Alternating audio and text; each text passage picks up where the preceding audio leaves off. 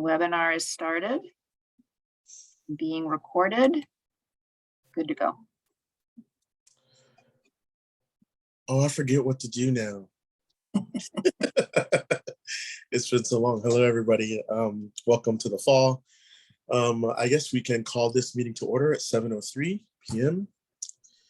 And we'll begin. During the declared state of emergency, the meeting will be conducted in accordance with California Government Code 54953E as authorized by resolution of the City Council. Please contact city.clerk@mountainview.gov to obtain a copy of the applicable resolution. All members of the Public Safety Advisory Board will participate in the meeting by video conference with no physical meeting location. Members of the public wishing only to observe the live meeting and not make comments may do so on YouTube at youtube.com/mountainviewgov. As noted on the meeting agenda, members of the public may provide oral public comments online during the public comment period for an item by joining this webinar using the link https://mountainview.gov/meeting and entering the webinar ID 880-2295-5333 or by phone by dialing 669-900-9128 and entering webinar ID 880-2295-5333. Any emails received by 4:30 p.m. today were forwarded to the PSAB. Emails received after 4:30 p.m. will not be read during the meeting, but will be entered into the record for the meeting. At this point, Ms. Ramberg, would you like to take the roll? Yes, thank you, Chair Frank. Chair Frank? I am here. Vice Chair Wang? Present. Member Ayar? Present. Member Brodowski? Present. Member Langton? Member Sandhu? And Member Tang? Present. Thank you. Item 3 is oral communications from the public. This portion of the meeting is reserved for persons wishing to address the advisory board on any matter not on the agenda. Speakers are allowed to speak on any topic for up to 3 minutes during this section. State law prohibits the PSAB from acting on non-agendized items. Would any member of the public like to provide comment on an item that is not on the agenda? If so, please click the raised hand button in Zoom or press 9 on your phone.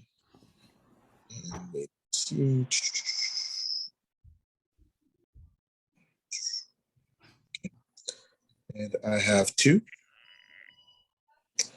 There we go. Are you ready? Okay. And go ahead. Yeah, hi, Tim McKenzie, he, him. Hope you all had a great summer. Just as a matter of public safety, Omicron boosters are available if you haven't been vaccinated recently, or if it's been more than 3 to 6 months since you've gotten COVID. Get an Omicron booster if that's something you want to do. I got mine at the beginning of the month and seemed important to share that information since it's related to public health and public safety. Thank you. Hope you all had a great summer. Looking forward to the meeting. Very good. And I think actually you're mentioning the bivalent version, which has the 2 Omicron and other versions that are popular now. And yes, good idea. Next up is Dana. Hi there, Dana Patey, member of MVCPRA. 2 quick questions. So at the City Council meeting, I heard mention that perhaps PSAB would go to a meeting every other month rather than every month. Personally, I hope that's not the case because it seems like there's so much important work that y'all are doing, and it's always a question of, you know, how much this group can get done. And so I hope, it seems to me that there's enough to meet every month, but along those lines, I was just curious if that conversation was going to come up at any point tonight. And if it does, I just wanted to indicate my hope that if the general PSAB moves to meeting only once a month, that the subcommittee, each of the subcommittees continue meeting regularly and have 2 months of work at a time to report back on, because the work that you all are doing is really, really important. And I always look forward to hearing the updates of what's going on with the subcommittees. So I just hope that momentum doesn't get lost in any kind of transition, because Mountain View really cares that this work gets done. The other question I have along the lines of the subcommittee was about the work of the SRO subcommittee, because to my knowledge, that never ended. I think getting to the point that they did in the previous round was important, but the work was, as far as I understood, to be ongoing. And yet we just haven't heard any updates on them in a long time. So I was just curious a little bit about the status and next steps of the SRO subcommittee. That's it. Thanks. Okay, next up is Alex.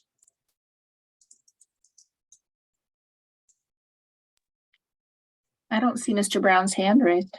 Oh, it's not. Okay, great. And then that concludes all the comments. Next, we will now close the oral communication item and move to discussion action items. And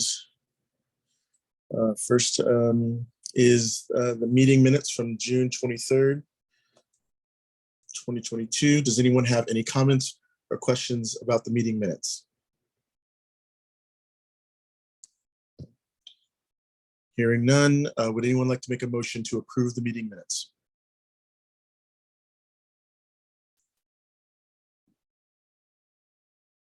I move to approve. In the second? Second. Okay, we have a second. And then Ms. Rambert, would you like to call the roll? I will. Chair Frank, I'm sorry. Yes. Vice Chair Wang, Yes. Member Ayar, Yes. Member Brodowski, Yes. and Member Tang. Yes. Motion carries. Thank you. Next up is discussion items number 5.1, PSAB mental health crisis response subcommittee update. This item will be presented by board member Eva Tang. Ms. Tang, take it away. Thank you, Chair Frank. I do believe there is a presentation. Are we pulling the presentation up? Am I supposed to pull a presentation up? No, right? I will do that if you want to introduce the members of the subcommittee while I prepare that. Yes, okay. Thank you all for your time and attention tonight. The PSAB Subcommittee on Mental Health Crisis Response is comprised of myself, board member Jeanette Wong, and board member Kavita Ayar. And also, I'm so sorry, my cat is right next to me and she has a lot of opinions and may interject. Anyway, I'm here tonight to give you an update on what our work plan has been and what our progress on that work plan is. And I will have that up in just one moment. Okay. Just an overview. I guess I'll just go over the overview as you pull it up. Is that okay? Oh, here we go. Here you go.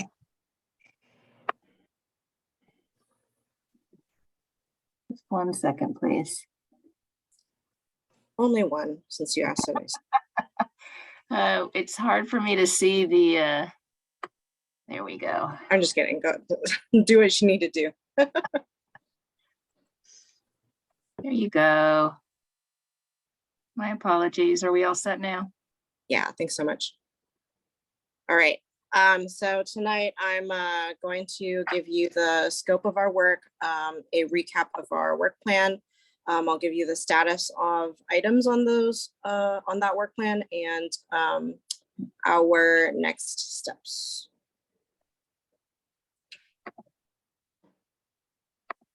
So we were created to help inform and raise awareness about new mental health crisis response programs in Mountain View. And I mean, also about existing mental health crisis response programs. I think there was some comment about also existing models before.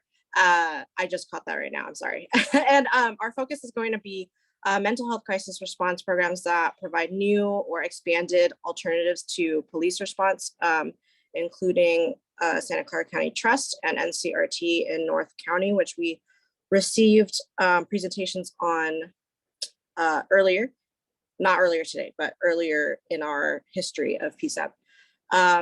We are also focusing on new MVPD approaches to mental health crisis when police response is necessary, bringing in the MVPD Behavioral Services Unit. So what we've been doing is gathering and sharing information, or I'm sorry, what we have been and will be doing is gathering and sharing information about mental health crisis response needs and resources in Mountain View in time for our new program launch later this fall. It is, due to some limitations, not a comprehensive needs and asset assessment. And we are having an emphasis on crisis response and not an entire continuum of mental health services, even though me personally, and I think I think the other subcommittee members would like to focus on crisis prevention, but we can only do so much on crisis response right now. May I get the next slide? So we have identified our data needs and our information sources and community contacts. We have been and still are reaching out to community contacts and gathering data around those, around their programs or what resources they run. We are monitoring the development of Trust MCRT and the Behavioral Services Unit of MVPD.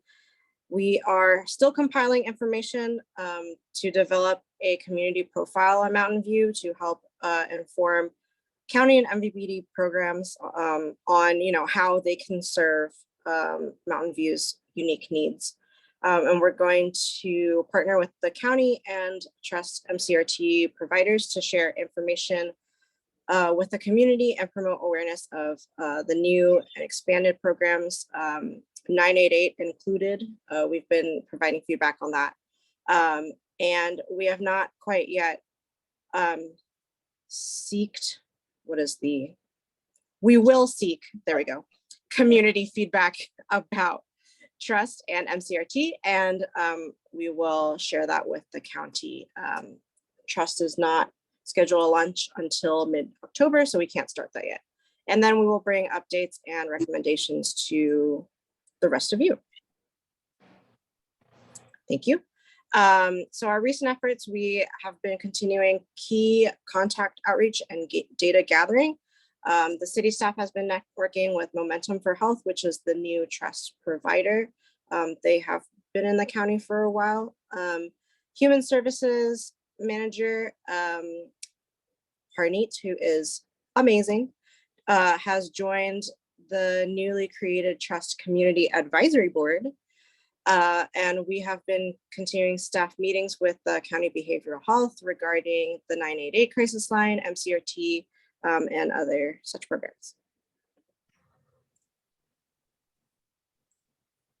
So we are going to conduct conversations with our remaining key contacts and try to complete this data gathering and then draft the whole community profile for Mountain View. We're going to present this profile to the rest of you and pass it off to the county, to Momentum for Health, MVPD, other organizations that we partner with to give crisis services. And we're going to continue networking with Momentum for Health to support building community awareness of Trust as it launches.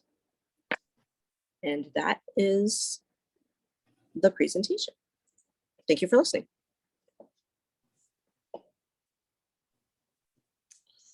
Very good. So, okay. Do any board members have any questions before I open this up to public comment? Mr. Renberg, would you like to go through? the roll on this? You can call on the folks that our hands are up, or I'm happy to do that if you would like. Thank you, Ms. Brodowski. Yes, Eva, I'd like to know, you said that you've been working with Momentum for Health.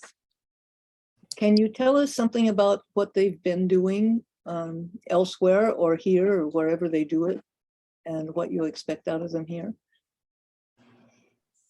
They have been providing mental health services for the county already, but I will allow our city manager Ramberg to comment more on that because the city staff has been working more closely with them than I have.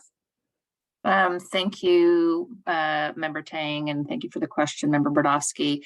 You may have noticed that you've got a square with a name and no picture. That actually is Bindu Khurana Brown from Momentum for Health. She is the next item on the agenda to present to you about Momentum for Health. I'm sure she'll be sharing some general background about their history in serving the community at large, but also this, exciting new program trust that's going to be in Mountain View. So if we can hold that question until we get to that part of the agenda, that would be great. Perfect. Thank you. Welcome. Anyone else?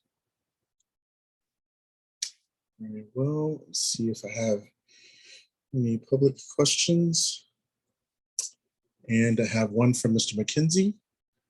And go ahead. Hi all. Thank you for this great update. It was good to learn about it. It sounds like great scope and plan for the subcommittee. Also like to see the subcommittee members doing the presentation. That's kind of a cool development. Thank you for that. I wanted to echo the point that was made of, I think it seems like you've got a lot on your plate with just looking at crisis response, but there's the old saying, an ounce of prevention is worth a pound of cure. And like being able to get those upstream points, it would be really, really important. But I specifically want to highlight, I was in a community meeting over the summer, and there was a high schooler who was there who mentioned there was just like a complete lack of connection or resources at the mental health, like in terms of access for high schoolers. Like the teachers would say, oh, there is this, but wouldn't even know where the door of the person was. So making sure that those resources do exist and being able to connect people to them in just like, even in the very literal of like, here's how you get there way. Hopefully there isn't so much crisis in terms of mental health response in schools, but that's, I think, a lens that might be important going forward. Thank you, look forward to the work. Thank you. And I believe that ends the public comment for this event, for this item. Any other members of the board have any other further comments? Very good. Oh, sorry, Member Tang. Yeah, I'm just looking back at the agenda for tonight. I thought we were going to make this presentation available before tonight via the agenda. I thought that was my understanding. Is that not correct? It is posted on the website. Oh, maybe I'm looking at the wrong agenda. Thank you. You're welcome. Very good. All right, then moving on to item 5.2, which is a presentation by Momentum for Health by Bindu. Hi, good evening, everybody. Thank you for the very warm introduction. And just as an introduction point, I really want to be complimentary of how much your city and community are valuing mental health. The therapist in me is very excited to attend meetings like this, or I can hear a community really rallying around how important it is. So just thank you again for inviting me and your interest and support as we've really started to launch this trust program. So my slides don't cover the history of Momentum, so I will verbally give that to you, and please let me know if I've missed anything. Momentum for Health, we are the largest behavioral health provider in Santa Clara County. So we've been around a very, very long time, providing a wide range of mental health services to adults. So primarily we are adult driven. Once upon a time, we did do adolescent work, but as of right now, though my heart is always with kids, we are still with adults. So Momentum for Health offers recipients of Medi-Cal primarily services, so those who are underserved and underrepresented, really ensuring that our staffing and agency takes into effect and account cultural demographic information, works with those with serious mental illness, as well as those who are in the early stages of mental health symptoms. So we have a program called REACH that really targets adolescents, at 12 or 13 years old until adulthood, who are having early signs of mental health disorders. And then we do outpatient case management where they get seen by a therapist, a psychiatrist, group therapy, individual therapy. We have residential programs where an individual can stay for up to 30 days, again, have the full wraparound of service, medical, mental health needs, group therapy, medication management, if that is indicated. We also have a 6-month kind of super boarding care is what we call it, our Crossroads Village. And so what that does is people can stay for 6 months and really just get ongoing support, have a residential environment that's structured to ensure their ongoing stability and support. And then our most acute program, which is the other program that I am overseeing, is our crisis stabilization unit, where an individual can access services 24 hours a day before it has to lead to a full mental health crisis. So if you are familiar with the term of 5150, that's an involuntary hold for an individual who is struggling with severe symptoms of a mental health crisis.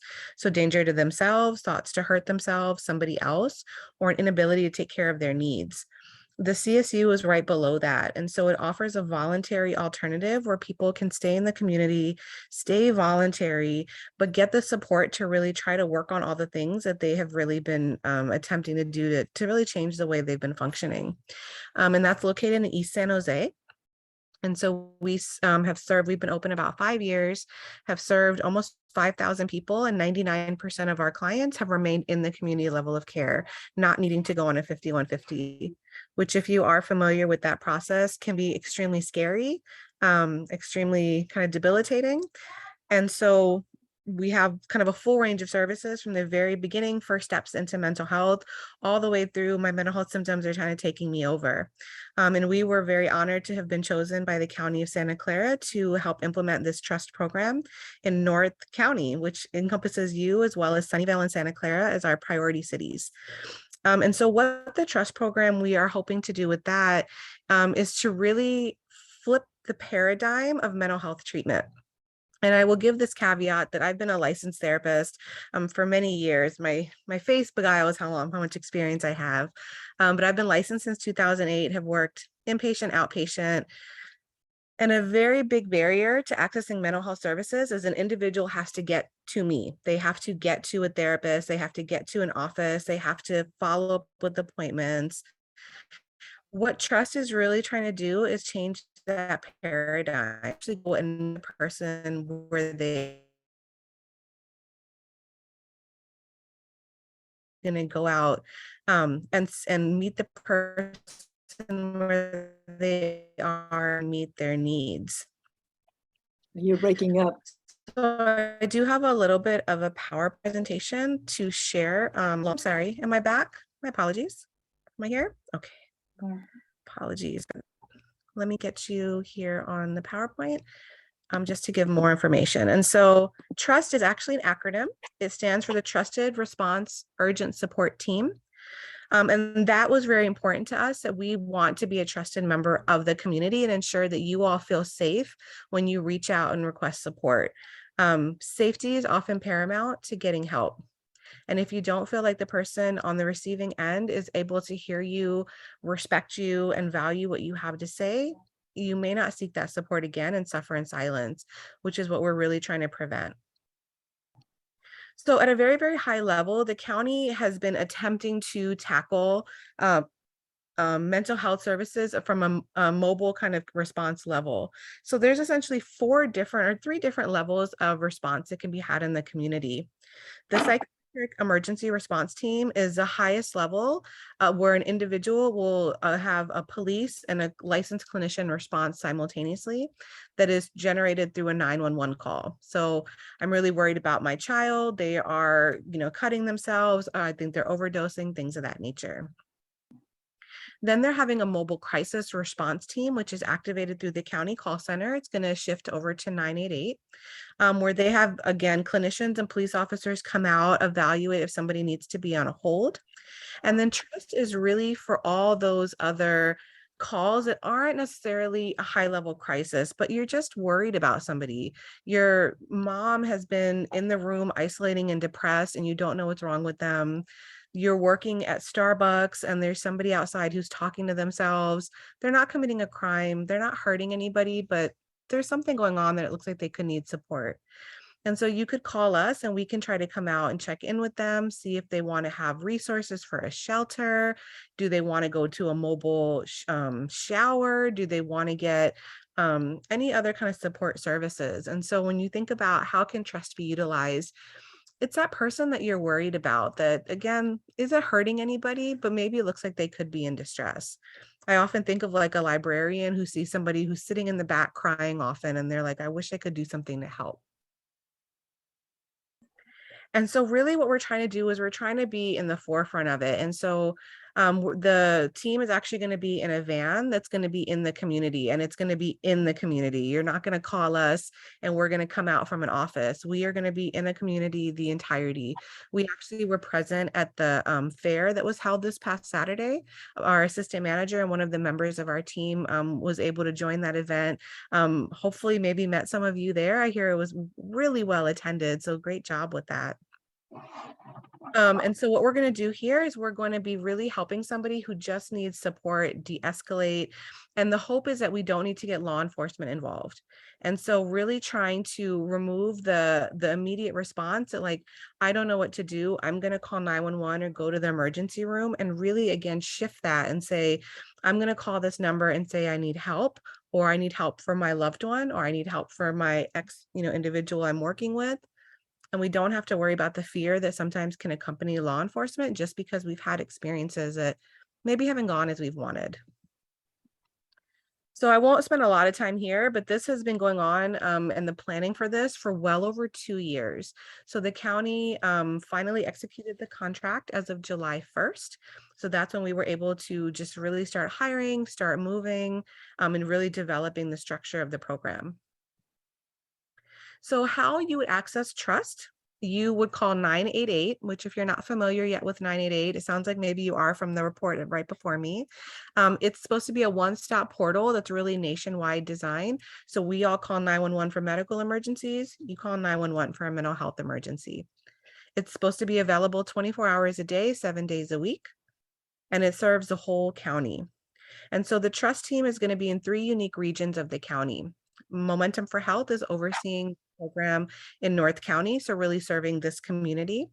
Pacific Clinics is going to be serving San Jose and the Gilroy communities. So there'll be 3 vans kind of at all times with some overlap, but ideally there'll always be at least 3 for this first year, with hope that the program will grow and expand. So who's going to be there? Good question. I love that you asked it. So in a perfect world, if I can get my staffing to where it needs to be, there will be 3 individuals who respond.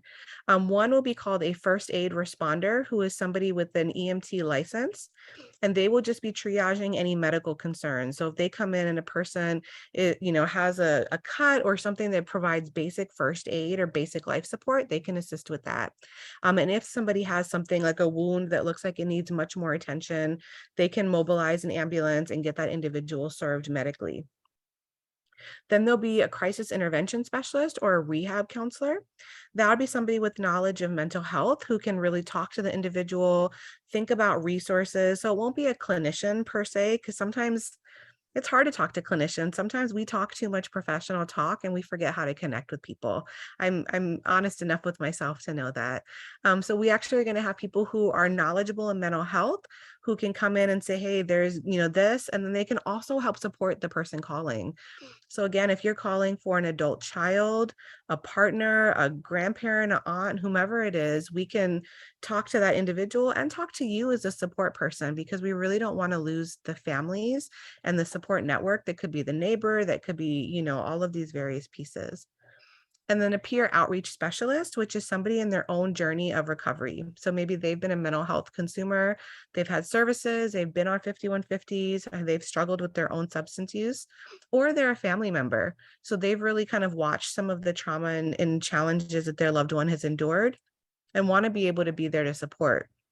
And so by having 3 different people, they can engage with the person that the call is for, as well as engage with those around them to really get valuable information on their functioning. So here's what we're hoping, as was said again in the previous report. We're hoping that by sometime towards next month or November, the program can start getting much more operational and functional. We are currently at the community engagement phase, which means you get presentations from people like me, where we come out and just want to let you know that Trust is coming to answer any kind of questions about who is appropriate to access it, how to access it.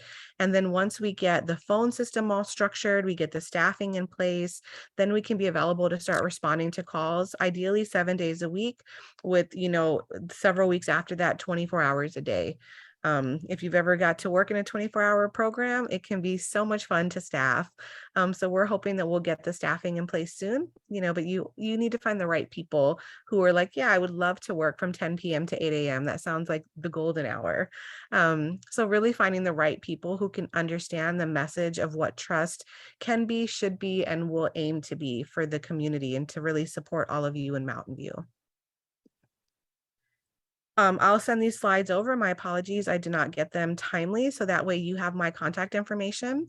I will give a caveat to that please utilize it, but I'm only around for about another 2 weeks, and then I'm going on maternity leave. So I will also include our assistant manager and the director who will be covering for me in my absence. I'll be around because I can't be away, but contacting me may have a delay in response, and I want to make sure you all have a ready individual who can assist and support.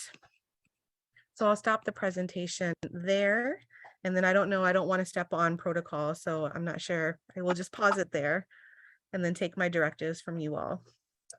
Thank you. And again, I apologize for skipping over your title, Bindu Karana Brown, Director, Crisis Stabilization and Local Response. So I apologize. That's okay. I probably should have done that myself, introduce myself. That's okay. But you know, you're not really supposed to introduce yourself. It's my bad. Okay, I would like to open this up to the public for comments. So let's see who, any, there are. Mr. England.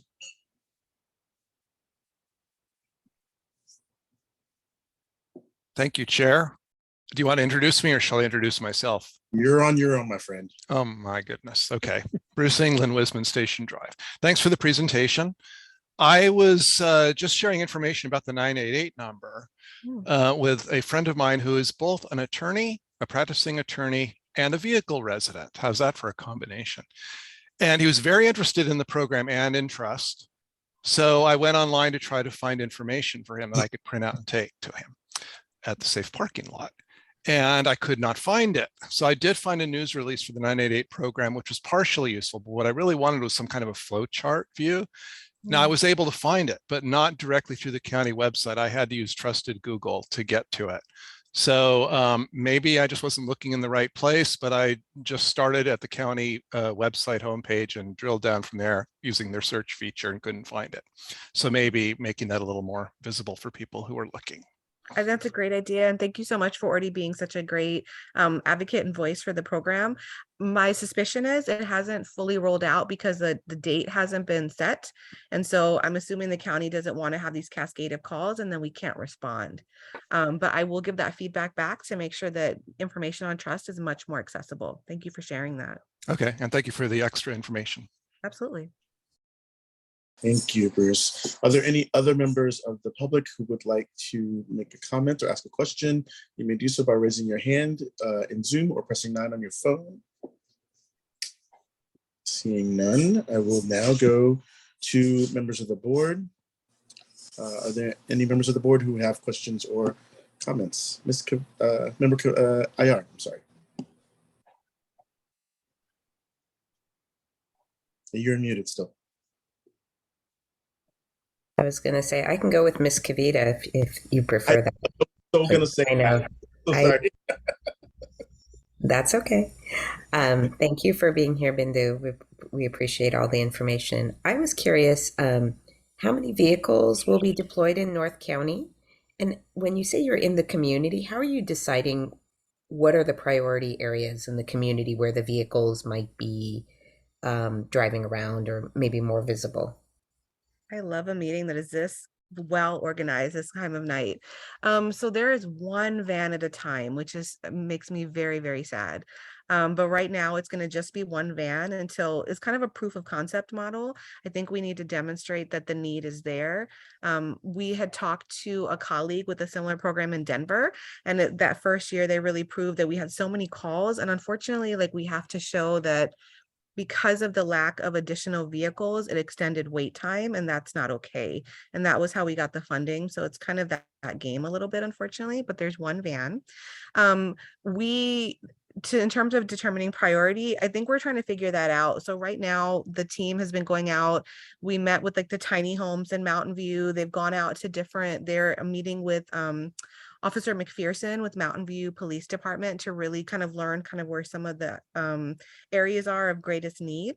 And so I think kind of spending these next probably 4 to 6 weeks learning the community, going to events like this, and then figuring out like where should we kind of park the van, that like there's always kind of movement or challenges from 2 to 5 kind of by the city hall offices. We should park our van right there, or we should be over on El Camino, or we should be kind of in these areas.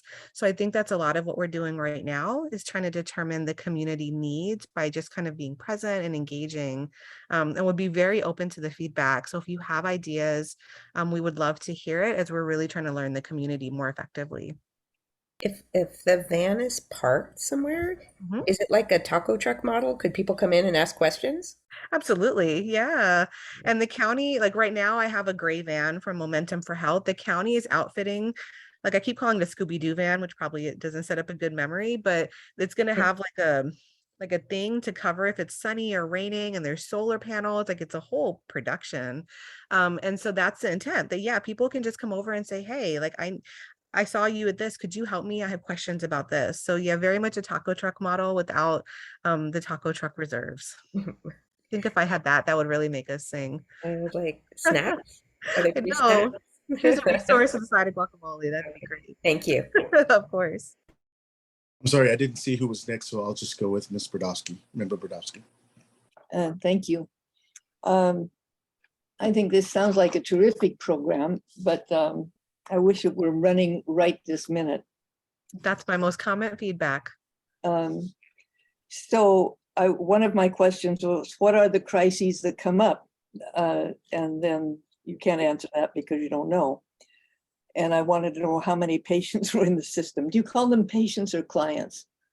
Call them clients, call them individuals. Okay.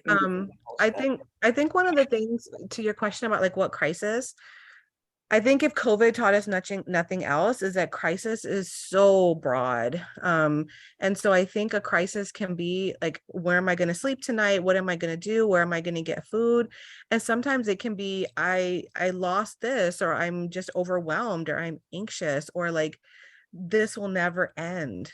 We saw, my crisis stabilization unit was open for the entirety of the pandemic, and we saw people who had never faced homelessness before. There's so many economic challenges right now that I think I largely want to leave it undefined, because if somebody comes up to us and says, I'm really struggling, I want to hear that for what it is, without parameters of, oh, I'm sorry, like that's what we can't help with. So even if we have to get law enforcement or get an ambulance, our intention is to remain present until those services arrive, and really be a warm handoff and support to really maintain the trust and relationships we're building in the community. Okay, and I want to continue. I have a list of things here, if it's all right for me to continue, or do I have to get back in line, please? Please continue. Okay.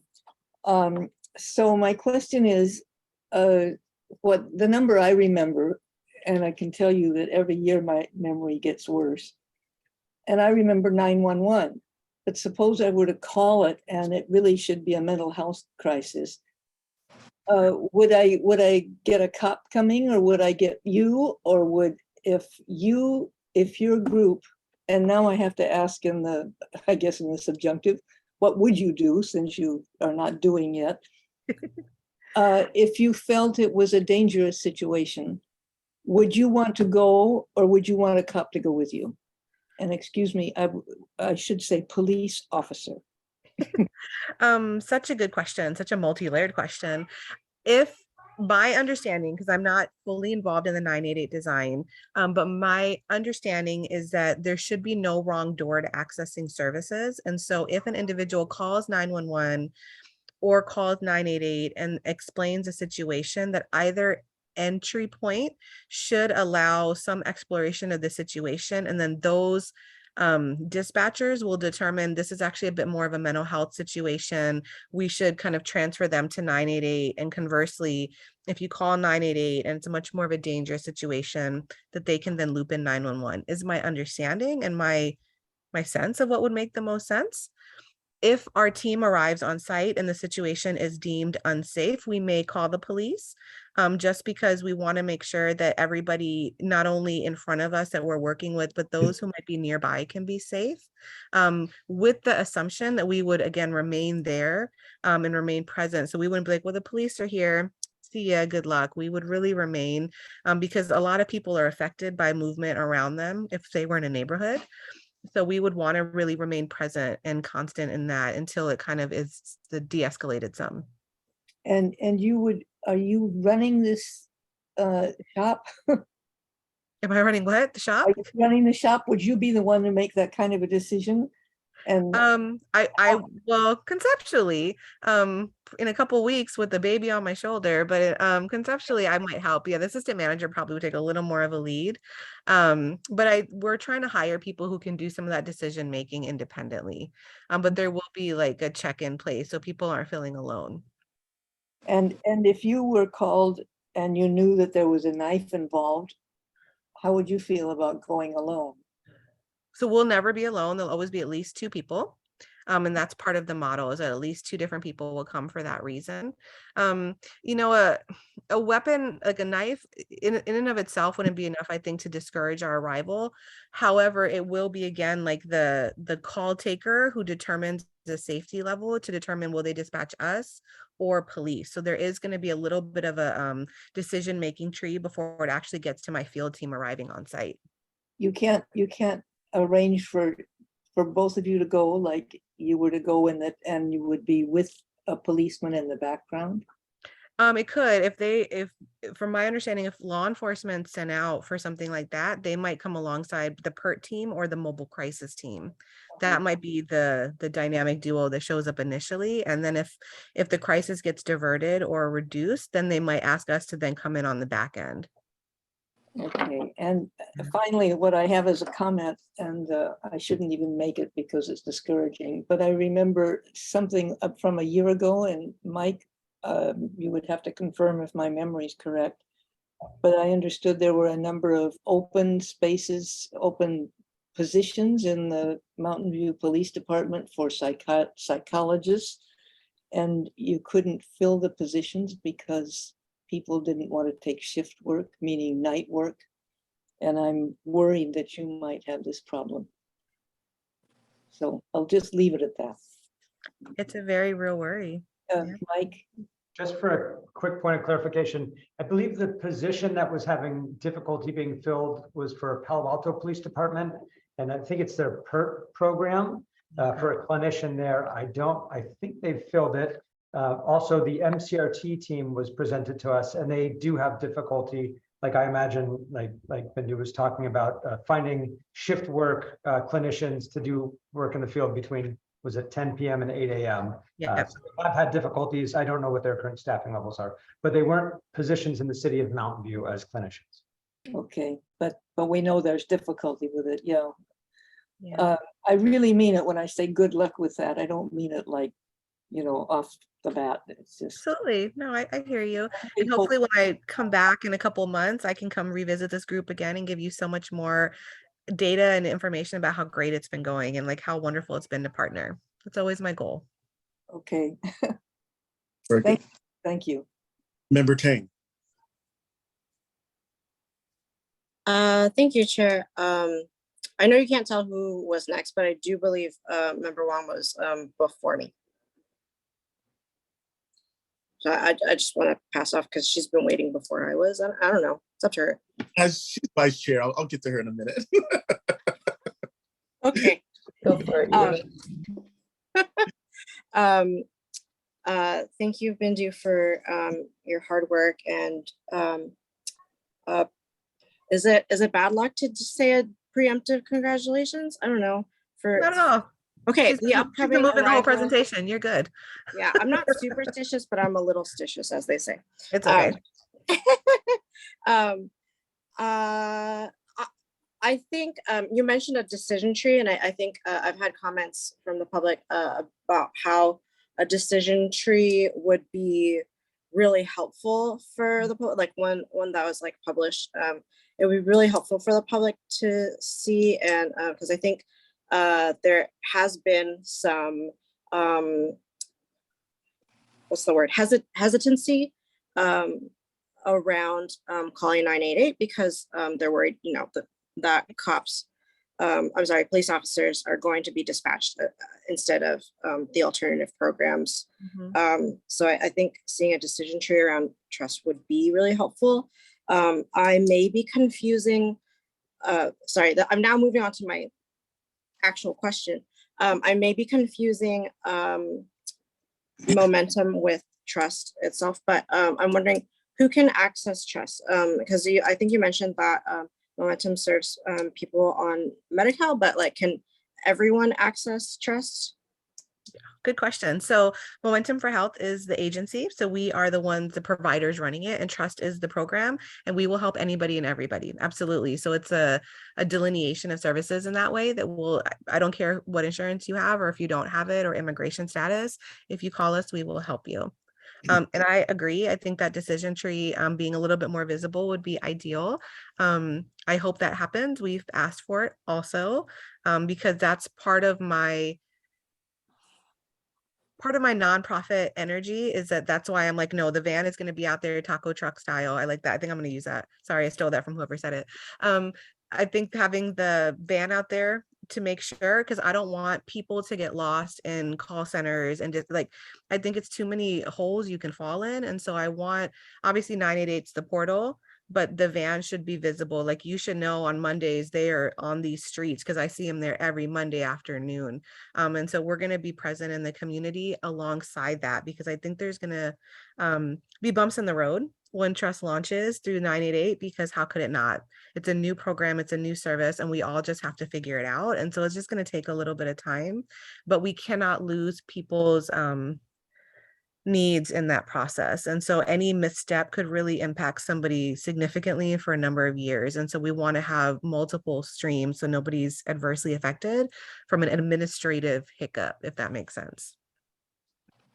Yeah, thank you. I also did have a question about whether or not you had issues with filling your staffing needs, like Member Brodowski. Of course. Great. Yeah, my CSU has been open 5 years. I've never been fully staffed.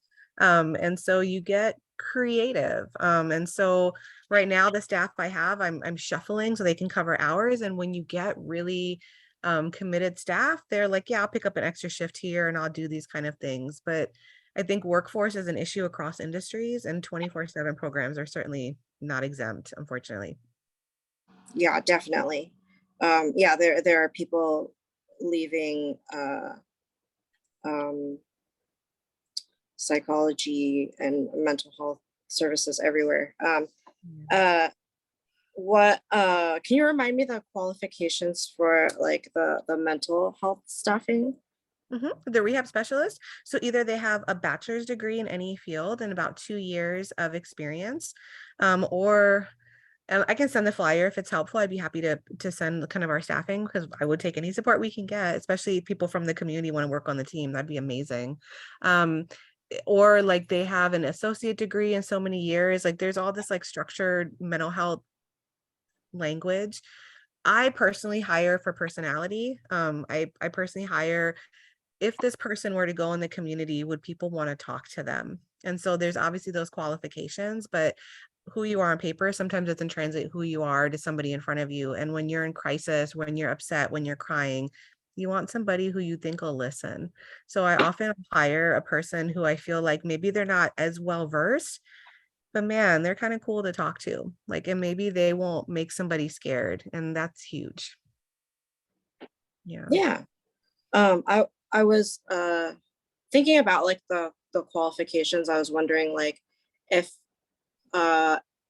it would be possible, you know, perhaps in the future after trust is more established, if like trust could partner with like local community colleges to like for like some sort of certification or like a partner like internship, like that sort of thing. Like I think that'd be cool. Oh yeah, I'm all about that. I have one right now. Like at the CSU, I always have intern students who are getting their master's in therapy or who are like college students. Because we don't know how everything's going to look, I don't want to offer an internship without being able to know we can fulfill the requirements. So that's why we didn't do that year one, but I'm all about development. Like I'm faculty at Santa Clara University for that reason. Like I'm all about growth. So that's always make a pipeline and make an opportunity for people to advance and grow is huge. Awesome. That's all my questions and comments. Thank you so much. Absolutely. And your cat was quiet for all of it. So that's cool. I know. I don't know where she I went. enjoyed it last time. That's okay. Thank you, Member Tang. Member Wang. All right. Thanks. And thank you, Bindu, for your presentation. I have a couple questions. The first one is, I know earlier you talked about how crisis can mean anything. But in terms of mental health crises, I'm wondering what kind of crises the trust program and Momentum for Health is equipped to handle. And if not, like if you show up and suddenly it's like, oh, it's, you know, beyond your scope. I'm wondering if you would provide either transportation in terms of if it was a 5150 or a referral, and then in terms of referral, if there's any way for you guys to continue following up with that person, and if that's part of the plan. Excellent questions. Holy moly, you guys are on a roll. So we will provide transport. So if the individual is like, yes, I'm willing to go get a shelter, or, you know, yes, I'm willing to go get my clothes laundered and take a shower, we'll transport them to those kind of placements and those settings, crisis stabilization unit, things of that nature. If they're on a 5150, they typically have to be transported by an ambulance because there are safety concerns around it. So at that point, if it's going that way, we would mobilize county EMS and utilize an ambulance just to ensure the safety of that individual, because our vans don't lock like that. So we wouldn't want somebody to be in a precarious position. But in terms of resources, absolutely, we would transport. And then we are going to do some, and thank you, I forgot to mention, there is going to be a component of follow-up. We won't be able to do long-term, like we'll see you every week for 6 months, like you would get with like a case manager or an agency. However, if something happened, like if I was meeting with somebody at 7:50 on a Thursday night, they were really struggling, they did okay, I might tell my next team, hey, I think tomorrow would be kind of cool to give them a call, just kind of check in or go visit them at their encampment or go see them at their RV home, just kind of offer ongoing support, see if anything has shifted, or maybe they said no to stuff last night, maybe it'll be different in the light of day. So we are going to be able to do some brief follow-up, you know, maybe 1 or 2. And then, you know, people are people and people go through it. So we might see somebody a couple times and then not see them again for another year. And as long as they know we're a resource that can support them, hopefully that follow-up will be effective.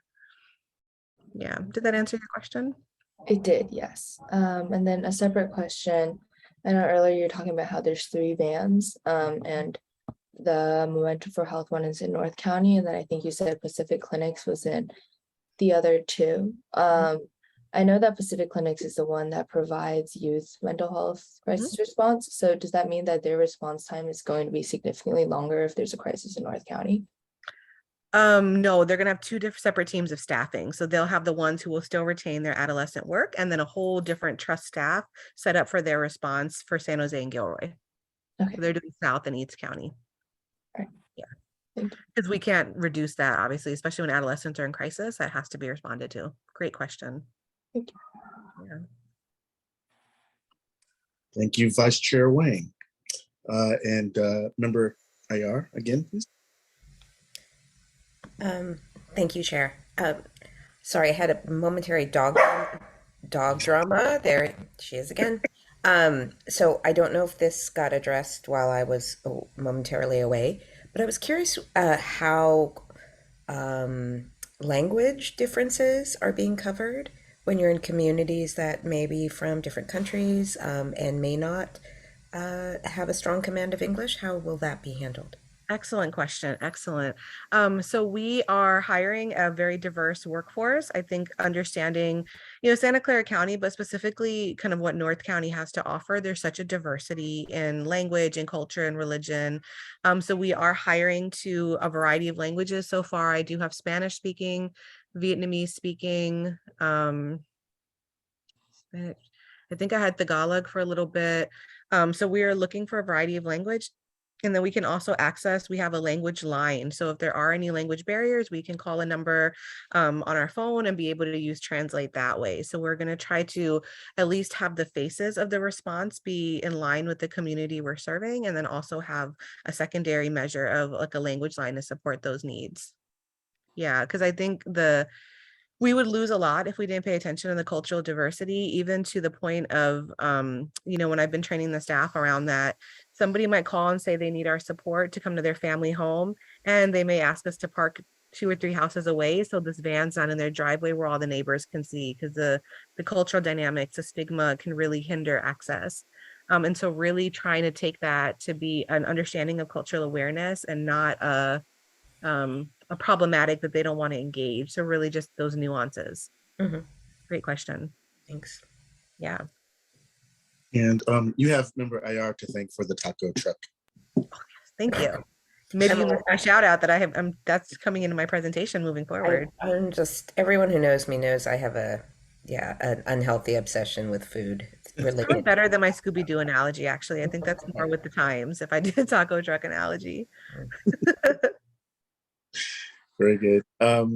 Member Ramberg, I'm sorry, member Ms. Ramberg. You just gave me a promotion. Yeah, right. I don't mean to preclude any further board member comments or questions, but I did want to thank you, Bindu, for being here. I would also love to take you up on your offer to come back to this group, and also reassure you that your request for input about kind of where to go and how to build those connections with the community, we will absolutely follow up on that. And that was the nature of Member Tang's presentation before, is that we've been talking with a lot of those resources, some of which you probably do know already, maybe quite well, others which you may not, and kind of pulling all that together so that it's a little bit of a cheat sheet for you. And then, being available in an ongoing way to make suggestions about how you can become more integrated into the community, and how we can help both as the Public Safety Advisory Board and as the city with our own communication channels to spread the word. Thank you. We really appreciate that support. I appreciate the time tonight. I wildly went over my 10 minutes that you all allotted me, so apologies, but I'm glad it stirred interest. That's all that, selfishly, that's what matters, but that probably wasn't great for your agenda. Not at all, not at all. I have one question, which is probably pretty elementary, but I would assume that these folks would present in plain clothes, right? Is that not in any kind of uniform or name tag? Great question. Not a uniform, but we did get them t-shirts and hats with that trust logo. So they're not just like people walking up to your house like, hey, I'm here to help you get in my windowless van. So yeah, we'll have t-shirts and hats. The van will be largely identified. But yeah, there are windows in my van. I was kidding. But yeah, absolutely. So no uniforms though. We're not going to look, we want to make sure we are distinguished from law enforcement, because we need them to be visible when they arrive, similar to we need to be visible in a different way. Got it. Mm-hmm. Thank you very much. Sure. If there are no other questions, we'll let her get on with her evening. Thanks, everybody. Great to meet you. Okay. Thank you. Moving on to 5.3, which is a review of Mountain View Police Department School Resource Officer procedure manual, and this item will be presented by Captain Michael Canfield and Lieutenant Wahid McGee, and if Wally is here. But Mike, take it away. I'm promoting Wahid to panelist now. Let me see that. Okay.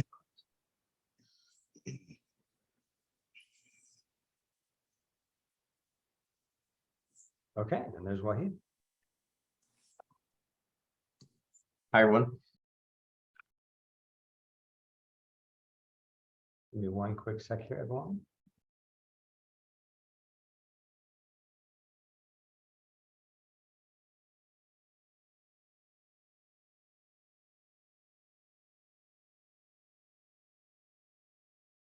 Okay, can you guys see the my PowerPoint screen? Not yet. Okay, well, that's not good. I'll click the share button. How's that? There it goes. Okay.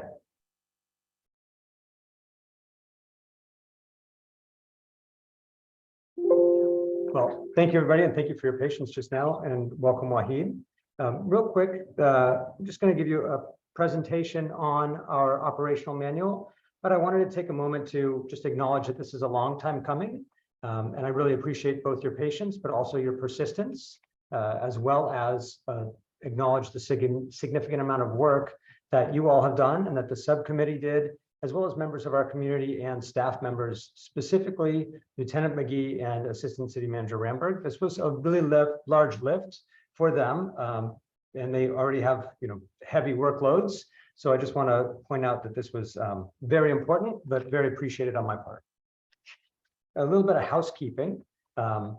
You'll notice if you looked at the staff reports before and listened to city council meetings, they referred to this as a procedural manual, not an operational manual. For consistency, we're using the terminology operational, but it's really synonymous in this case. And of course, our acronyms over the years have changed. So if you notice an acronym is different now than it was before, it's still the same unit. So just be assured that the work is still the same if the letters are different.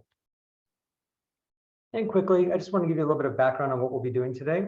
We're going to go over a little bit of the historics on the SRO program and what brought us here to create an operational manual, as well as the process that we took to create this manual. And then Lieutenant McGee will take over and give you a high-level overview of the operational manual, and then take any questions or concerns or thoughts from you guys. And I don't want to go too deep of a dive into the history of the SRO program, but I do think it's important to note that it started in the early 60s with a very different approach. It was focused on kind of youth-related crime and problems. And in the 80s and into the 2000s, it had a very large philosophical change under a very special person, Bill Crawford, who was a decades-long school resource officer, and really created our youth-centered and advocacy approach of the program. In the following years, Sergeant Mike Ekdahl helped to create our Dreams and Futures program and really push the character building and mentoring aspects of the program. And many of you probably know some of our school resource officers of the past, but they have left some pretty big impressions and connections in our community. Recently retired school resource officer Bobby Taylor, as well as recently retired acting Sergeant Lloyd Kearns, but also Ronald Cooper and Rajshida Smith were a number of our very good and much missed SROs. Currently, our team, which is now we're part of the Youth and Community unit, but it's our SRO team. It consists of our SRO coordinator, Liz Mendez, Sergeant Scott Thomas, the SROs, James Guevara, Thomas Lowe, and Guillermo de Lira, our latest SRO selection. The lieutenant for the unit is a newly promoted lieutenant that some of you may know, Matt Atkins. He was our professional standards unit sergeant recently, and he will be in the future probably attending in the gallery, watching many of these meetings. The work of the SROs was really, the community concern and interest in 2020 really drove the creation and the formation of the PSAP. And we saw that, in fact, with the PSAP being formed in 2020, the very first meeting that we had was in May of 2021. once the board was selected. The next meeting, we selected a subcommittee to focus on SRO related issues and began the work of that subcommittee almost immediately from the formation of the PSAB. The work of our, pardon me here, the work of our SROs, as you know, a lot of it involves programmatic work like the running of our Police Activities League, our mentoring, our athletics, but also the Dreams and Futures and the Cops That Care program, as well as our on and off campus work of mentoring and home visits, including investigations and interventions in youth, bridging services, as well as engaging parents in dialogue and answering questions and teaching courses.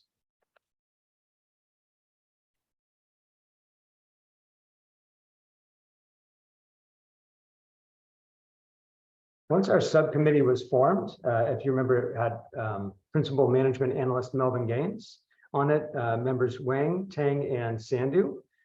We began the work of reviewing in depth our SRO program, including interviewing our SROs, sitting in and watching our Dreams and Futures program, and engaging in dialogue and conversation with our community to see what was important and what was missing from the program, looking for areas of improvement. If you recall, there was a pretty extensive survey conducted of 486 participants. It was sent out by the district office, and that was sent to parents, students, and school staff to provide input and insights into our SRO program, looking for what areas they want to change for what was working well. That listening really informed the work that was done by the subcommittee. The subcommittee listened to the community, engaged in this dialogue, and did a lot of research before coming forward with recommendations to the Public Safety Advisory Board as a whole. And that was in November 18th of 2021 was that meeting when the recommendations were presented from the subcommittee to the board. The board had a conversation that night and it voted to adopt recommendations that would then be presented to City Council. A staff report was completed by Assistant City Manager Ramberg and presented to City Council, and that was on January 25th of 2022. And I'm just going to highlight, and forgive me for reading specifically some of these, but I'm going to highlight a number of the recommendations that were from that staff report and from the work that the subcommittee and the PSAB did. They were to have the MVPD in the schools develop and implement communication methods describing the purpose of the SRO program. This was really directly related to a lot of the voices and the input that the PSAB received. To have the police department provide annual presentation on the SRO program to the PSAB, to have the police department collaborate with schools to develop metrics and assessment methods of the SRO program. For the police department to coordinate with the district staff to route concerns and suggestions to district representatives. And this is the component where if there's complaints that aren't falling under our standard complaint procedural process, that those will be collected and be able to be provided to the district, but not to our officers. So for students to feel more comfortable. And then I will present those to you with our complaint data. That may be quarterly or whatever the frequency of that complaint data presentation is. That's when you'll receive it. They'll come together. Additional recommendations were for the police department to work with the schools to develop and implement specific programs for our students and to explore programs that engaged special needs and neurodiverse students. Additionally, looking at the area of bringing in more officers for engagement and interaction with our youth, the PSAB the recommendation was approved for us to encourage our on-duty officers to participate in our PAL programs as time permitted when they're on duty. And probably most importantly was the recommendation to develop a procedural manual of best practice requirements and to train our SROs in accordance. The City Council's direction was for both those recommendations as well as the creation of an MOU between both of our school districts and the city. But they also added the presentation of an SRO manual to you, the PSAB, for discussion and review. And that was not one of the initial recommendations, but in the conversation it was brought forward and adopted.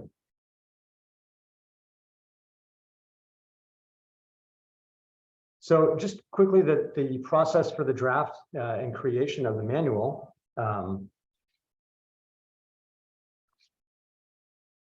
Lieutenant McGee works as the main project manager and coordinator of the draft operational manual, and he created or brought together a diverse internal work group, kind of ranging in a number of demographics within the department of members to start working on our first phase of our operational manual. They reviewed national standards as well as existing SRO manuals from neighboring agencies before coming up and looking at the work of the PSAB as well as City Council and our existing general orders for deconfliction to come up with a rough draft of an operational manual that could then be submitted internally. That rough draft of the manual was submitted to our SROs, to the chief, the assistant city manager, and some other city staff. Revisions were made, and then that set of revisions and that version of the manual was presented to a really broad range of youth and involved stakeholders. And those range from a lot of members from the community as well as the school district. So if you're familiar with the term school and community engagement facilitators, or SCEFs, at-risk supervisors, school district mental health and wellness coordinator, a district community resource coordinator, youth advisory committee members, the YAC members, a youth district liaison, member AYAR, members of El Cafecito and LCAC, which is the Chief's Latino Community Advisory Council, as well as members of both of the district's school administrative staff. That work and that feedback that was provided from that broad range of stakeholders was taken back and processed and reviewed, and then created into further revisions. And I'll be honest, there are a few iterations of revisions. It's a pretty extensive process, but to shorten it up, those revisions were then presented again to the chief and the assistant city manager. And looking at the recommendations that were provided, we made additional changes, which created essentially the draft operational memo manual that you guys will be presented today by Wahid. And Wahid, are you ready? I am ready. Okay, and with that, I'll change slides and hand over the floor to Wahid. All right, good evening, everyone. My name is Lieutenant Wahid McGee, and I'm happy to be here to present a high-level overview of the SRO manual. Today, we're going to be covering key components of the manual, which include the purpose, the MVPD and SRO responsibilities, key elements of the SRO guidelines, training standards, school and SRO collaboration, and the yearly evaluation of the SRO program. So the purpose of the MVPD SRO program is to develop positive relationships between law enforcement and the youth while maintaining safety on our school campuses. And so this is done through school and MVPD cooperation to help prevent juvenile delinquency, as well as having positive engagements and relationships between MVPD, students, parents, guardians, and school staff. This also includes connecting youth and families with further support and resources. It was important for all stakeholders that there was a clear separation between the identification of responsibilities between MVPD and the school district, which is outlined throughout the manual. Outside of the selection and training of our new SROs, making sure that SROs focus their time on education, engagement, and programming, while conducting investigations of criminal matters and law enforcement only when needed. This also includes educating staff on law enforcement matters and crime trends. MVPD will be preparing an SRO annual report on the outcomes and activities of the SRO program, which will be shared to the PSAB as well as the community as a whole. MVPD will be meeting quarterly with school staff to discuss the SRO program to see what's working well and then what needs some refinement. A big piece of MVPD's responsibility relates to the communication to the school community about the purpose, activities, and outcomes of the SRO program, as well as educating students on their rights. MVPD will be also communicating planned SRO activities to the school community that are upcoming. The school and school district responsibilities include planning and maintaining their own security while seeking out and engaging the SROs when there's a threat or potential threat. The school and not the SRO are responsible for school discipline matters. Schools are responsible, though, to notify the SRO if there's a significant illegal activity which is related to, the health and safety of the students, school personnel, and parents, as well as guardians. Part of this notification is understanding what is appropriate to be routed to the SROs, which is going to be trained through the school district with the input of MVPD. Schools are also responsible for providing a space, a private space for SROs to meet with students, as well as the time and space for SRO programs and activities.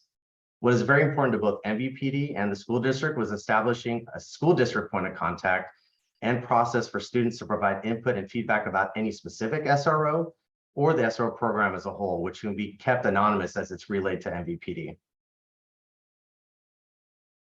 So the SRO guidelines revolves around protecting the rights of students in regards to interviews, searches, detentions, or arrests, both on and off campus, with the goal of keeping the event as private as possible. It is extremely important that MVPD recognizes and has sensitivity to the diverse school community, which have had various experiences and perspectives about the police. Our goal is to minimize any potential discomfort the SRO presence on campus might create, and to provide and participate in specific activities or respond to calls for service. MVPD's guidelines also highlights the importance of clear expectations between MVPD and the school's responsibilities, especially when it comes into the area of school discipline, and MVPD overseeing criminal investigations.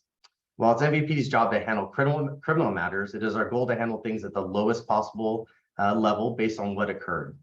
And as we've highlighted throughout the manual, the SRO should not administer any formal school discipline. So training is something absolutely critical in law enforcement, but especially in the SRO program. On top of the Peace Officer Standard and Training SRO school, which is 40-hour school, our SROs are constantly looking for training that revolves around youth and specifically crisis intervention training, active threat response, adolescent mental health training, neurodiverse specific training, and methods in effective youth engagement. We also require SROs attend principal policing training, which includes implicit bias training. The SRO program is also part of the National Association of School Resource Officers, which puts on an annual training that's 40 hours on various youth-related topics. MVPD will maintain an effective partnership with the students and school through the MOU, which will include an annual review to see what improvements can be made to the program. The review is also done by both the school district and city staff. This includes consistent meetings between MVPD and school personnel to be aware of any school-related issues, establishing a point of contact and a safe and confidential process for students to meet and provide input, again, about any specific SRO or the program as a whole, as well as continuous dialogue between students and the SROs about planning meetings and programs. An important part of this is having consistent communication with the school and the SROs about the purpose, activities, and outcomes of the SRO program. As mentioned, the SRO program will have an annual review, which will be presented to PSAB. And among many things, an overview of the SRO program activities, accomplishments, input from school community, areas for growth, how SROs have collaborated with staff, students, and the rest of the school community, as well as the next steps for the program.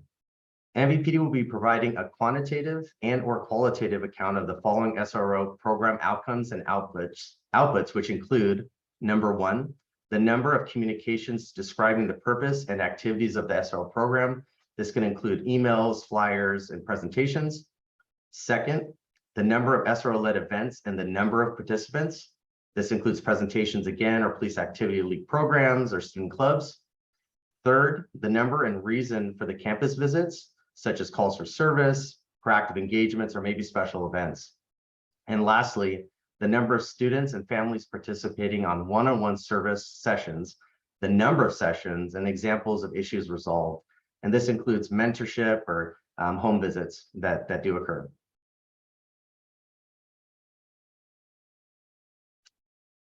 And that is my high-level overview of the SRO manual. I appreciate the board's time and being given the opportunity to work with so many stakeholders on this manual.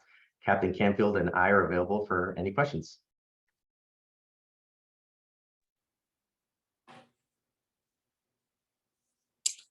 Very good. Here we go. We'll open this up for questions, and I will start with member IR.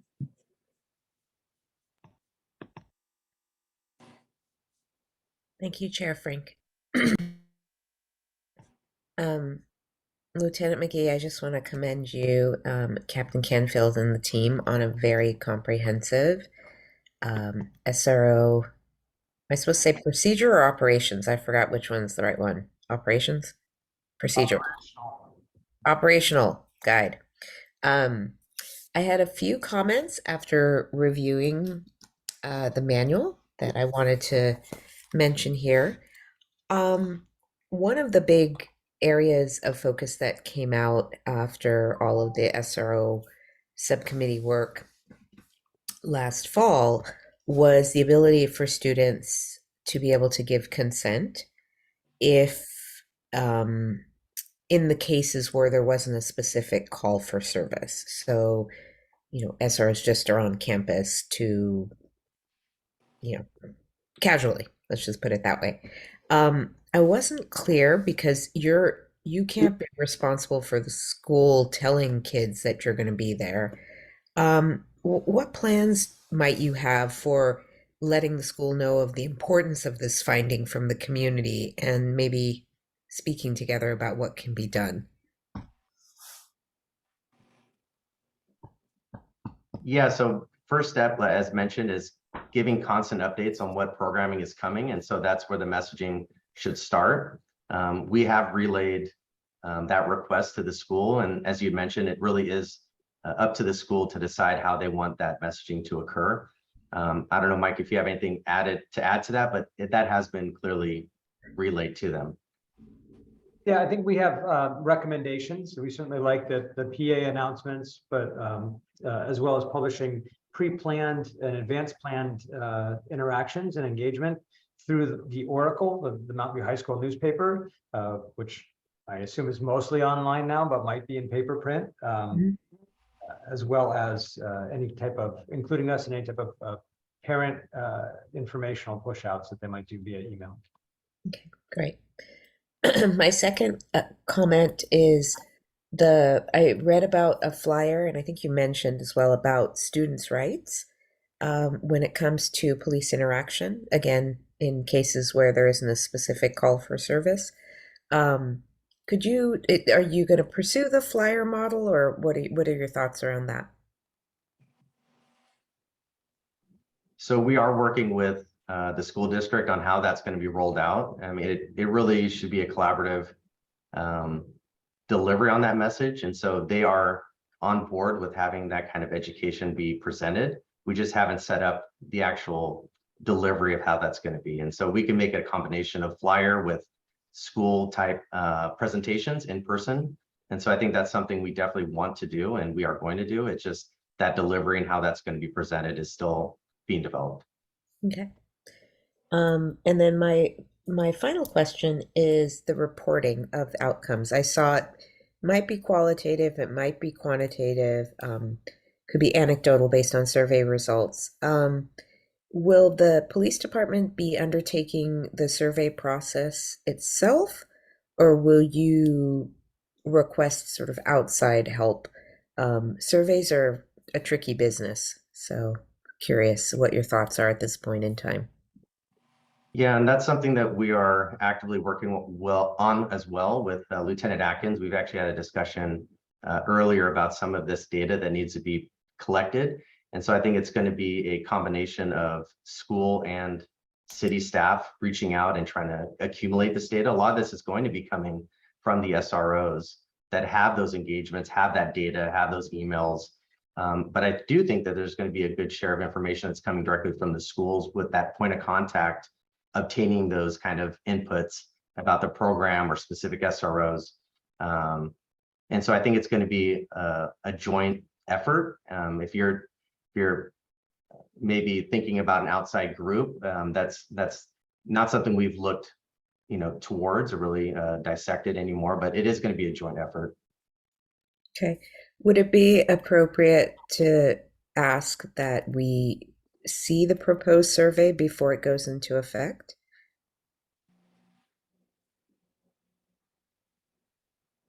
I think, well, there may be more than one form of survey. So one of the things we're looking at right now is software that we're working with. It's called Mind90, and it's a customer service measurement tool. It is fairly adaptable, so we're hoping that we can implement this into our school resource officers' work in a manner that sends messages both to either the students or the parents.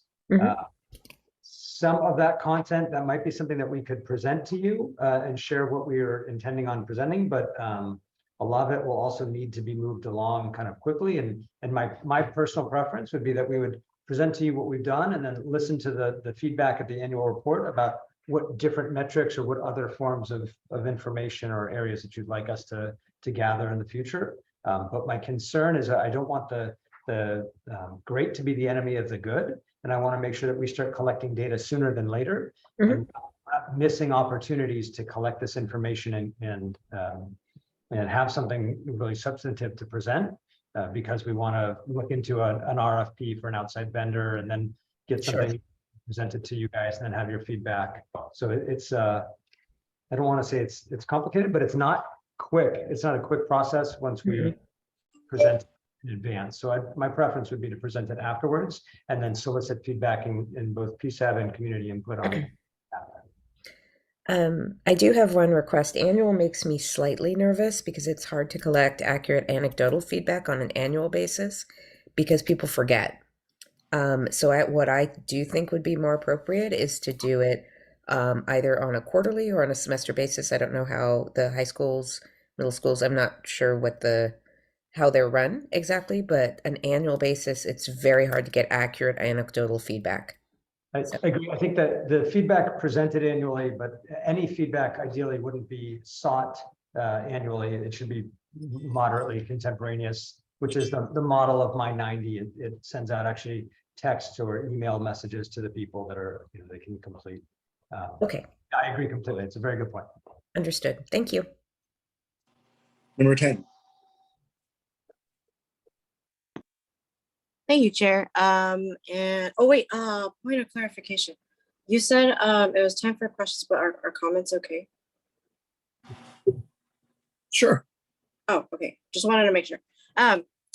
Anyway, thank you, Lieutenant McGee, for your extensive work on this, and thank you for your presentation today. I wanted to appreciate the division of the roles and responsibilities between the SROs and also the school, because I think that was something that came up as something systemic, because like an SRO might be there, but it might be because like the school called them there, but like it might not have been like the right time. So like it's good to define that role, and also that there's going to be ongoing training. I appreciate the process that I went through to get so many youth involved stakeholders as well.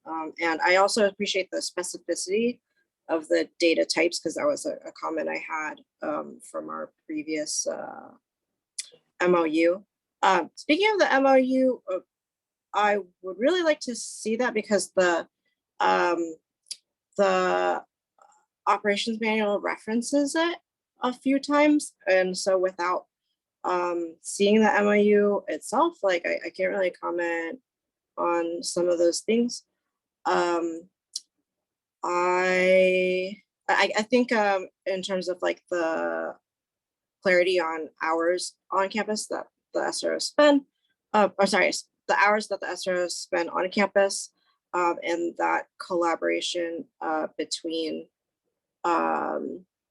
the school and the SROs. I also have questions about the scope, because section 114, the second to last bullet is working with school personnel to address any potential threats to the safety of the campus or students. And I wonder about if that gives the community the idea that the SRO is there for security, even though we do have like the division of school district responsibilities versus SRO responsibilities. I wonder if we can get clarification on that and like why that bullet's there. Also, the bullet after that, strive to achieve qualitative and quantitative data as listed in outcomes and outputs. That bullet is a little unclear to me what it means. Like, I think what you really mean to say is like, to like do actions that like, that put out like the qualitative and quantitative data that like you want to see as like a goal. I think that's what you're trying to say in that bullet, but like the way that it's worded, and I'm being nitpicky here, is very unclear on that. And did I actually have any questions if I think about it? No. Yeah, I did, because I think a bunch of those are like questions of clarification. So I did want to make the one clarification is that we should try to keep this pretty high level at the moment and not wordsmith the. That's the only one where I was like, that the wording of that is like, yeah. Understood. Yeah, so Michael, I'll have you handle the MOU side, and then I'll handle the 2 bullet points. Does that work? Yeah, sure, or Yeah. vice versa, but yeah, that sounds good. So to your question regarding the MOU, one of them is been signed and completed, the one with the Los Altos, the Mountain View Los Altos High School District, and the other is out for signatures now. So I'm optimistic that those can take a couple weeks, but we should have 2 completed MOUs certainly by the next PSAB meeting. They're public documents, so I would have to ask the assistant city manager if we publish them or if we make them upon FOIA requests accessible, or what that process is. But I imagine they're not hard to get access to. My suggestion would be that once they're executed, that you can post them on the PD website. That sounds great. And then just another housekeeping note, if we could just keep this particular session to questions. I'm going to go to public after this, and then we'll come back to this group and you can continue with your comments. Thank you. Vice Chair Nguyen. Now I can't tell if mine's a comment or a question. I'll do the one that seems the most question-like. I noticed that at the very end in section 4.1.5, the one where we talk about all the data we're going to gather, kind of the question I wanted to pose, and it's not just to you, Mike, and Wahid, but to everyone, is like, what are our goals for the outcome? What do we want to see from this data? Because we're going to get all this data, but like, where do we want it to be? Like, do we want to see lower numbers? Do we want to see higher numbers? Like, I feel like it's important to get the data, but also important to kind of know like what our goal is, and then that way we know if we've actually improved anything. So that's just kind of like a thing to think about. I don't know what the answer is either, but I just want to put it out there. That would be a I might have heard a question in there. And if it pleases the chair, I'll provide a response. I don't know that this is a field that has benchmarks, or if between agencies or jurisdictions it would be comparable enough for us to establish a set standard. But I think that certainly as a new process, having a baseline and then discussing that in an annual evaluation to see where we want to go from that baseline, understanding what drove any of those numbers would allow us to if not get exactly to a benchmark, at least be able to move in that direction.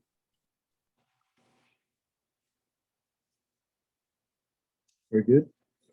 And so now let's move on to questions from members of the public. I have 2. We'll start with Mr. England. Thank you, Chair. Bruce England, Wisman Station Drive, speaking for MV CEPRA. Trying to get to my notes busily. Mountain View Coalition for Police Reform and Accountability. I have 4 short comments and 2 questions. I'm sorry, how much time do I have? Let me go with 2 minutes. Okay, I'm going to talk fast. So on a positive note, we appreciate where useful clarity is provided. You have statements like the SROs are not responsible for school discipline matters. They don't administer formal school discipline, such as detentions, etc. It provides clarity. And it's just very helpful in general. Number two, we would like to see words such as should replaced with more concrete words such as must or shall, and also the document being clear on what is meant by to the extent practical. Number three, in the statement, for the program to be successful, the chief and superintendent of the district must understand and fully support the SRO program. There should be allowance for some degree of disagreement. The assertion should not be so constrained here. Number four, where referrals are made, we'd like to know who is allowed to refer and to see who made the referral reflected on record, even if available only to those who need to know, such as school, the district, the student, or the parents. In any case, invitations are preferable to referrals, so it's clear the student is included in making decisions for themselves. Two questions. Where student goals and needs are discussed, who decides what these are? And number two, in the statement, notify the SRO of significant illegal activity, etc. We would like to know what qualifies as significant. Thank you.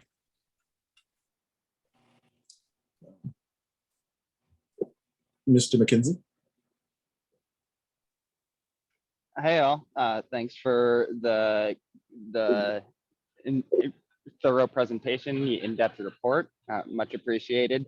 I'll echo a little bit of what I heard in some of the questions of like, I do appreciate how there's some clarity within of like that SROs are not responsible for school disciplinary issues. I don't think SROs themselves would want to be responsible, but having that real clear, just explicit thing in the operation manual is great to see.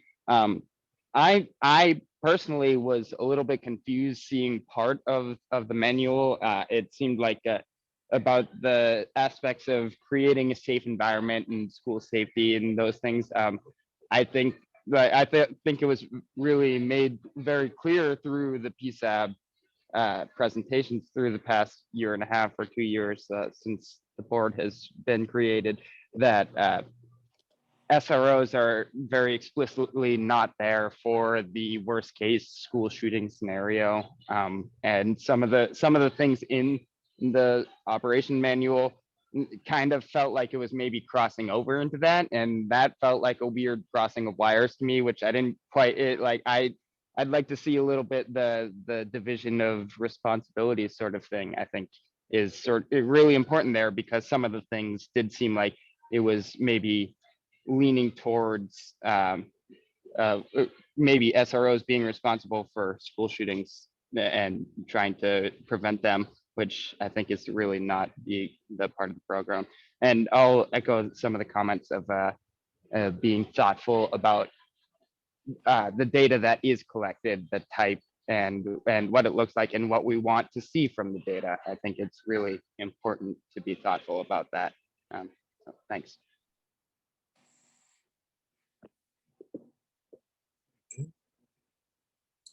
Mr. Luker. Hello. Yeah. Yeah, really appreciating the items about, priorities having to do with student privacy, rights, all of that.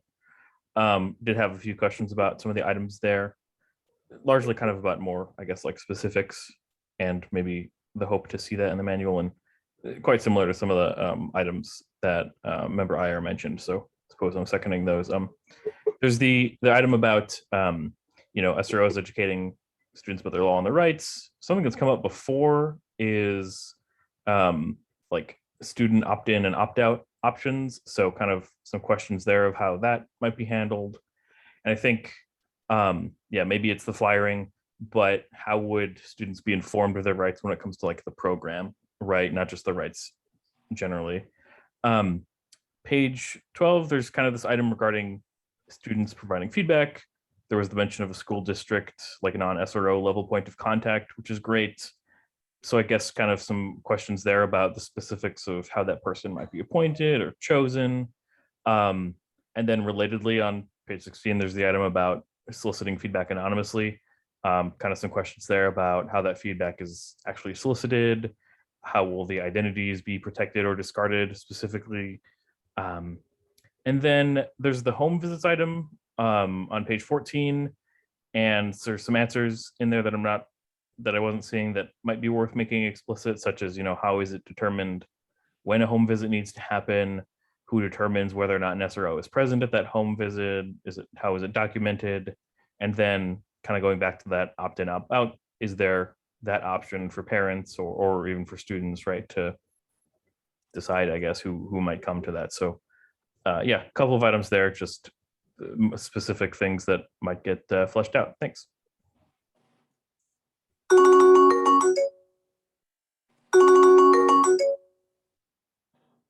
Thank you. Next up is Dana Petey. Hi there. Thanks, everyone. Dana Petey, Mountain View resident, member of MVCPRA. My comment is specific to the piece on training. I can absolutely understand the need for a contingency in the case that an officer can't fully complete a training before the academic year starts. What I find a little bit troubling is that grace period is extended to a full year. This is my 9th year as a classroom teacher, and we get a very long list of trainings to complete every single August. Most of my colleagues and myself work around at least 60 hours a week, and yet we're still expected to complete all of these trainings by between early to mid-September. And that's because these trainings are really important for us in order to work safely with students throughout the year. And I just want to underscore that 1 year is a really, really long period of time in these students' lives. And it's a really long time to be working with students if you haven't completed the core competencies trainings. I know you all take the work of an SRO extremely seriously in terms of connecting with students, providing resources and students, particularly students who've been identified as needing extra support or needing mentoring. And I just can't imagine how someone in this position could do this job for an entire year without having completed the requisite trainings. It just seems appropriate to me that the grace period should exist, but it really just feels to me like it should be shorter. The other thing that concerned me in the training section was that the de-escalation training could take up to a year to be completed after they began the position. I have to say, de-escalation is something I use nearly every minute of every day. It is critical, especially dealing with students who attempt to escalate conflict, but also in working with students who don't. I've seen firsthand how easy it is to accidentally escalate a situation without any intention of doing so. So if me as a math teacher has to de-escalate situations, it seems orders of magnitude more important that a police officer has demonstrated competency in the same concept before they step foot on campus. I know you wouldn't hire someone who didn't demonstrate these competencies. So by that same token, it seems like it shouldn't be too significant of an ask to see that this person demonstrates that competency and de-escalation before they begin, and other pieces within just a few months of starting rather than a full year. That's it. Thanks. Thank you, Dana. Alex? Hey, Cleve. Hey, friends. I've already complained to Captain Canfield about some of this, but Cleve, I can tell you miss me. I miss you too. So I have some structural critiques, mostly with the manual. I feel like overall the content, I could quibble with some of it, but it's fine. My issue is that if it's a manual and it's supposed to be a reference, then I would have organized it much more differently around either like goals or programs, or like just like something top level where you can go to what am I trying to do, what am I looking up, and then find who the responsible party is and what their responsibilities are, as opposed to what it is now.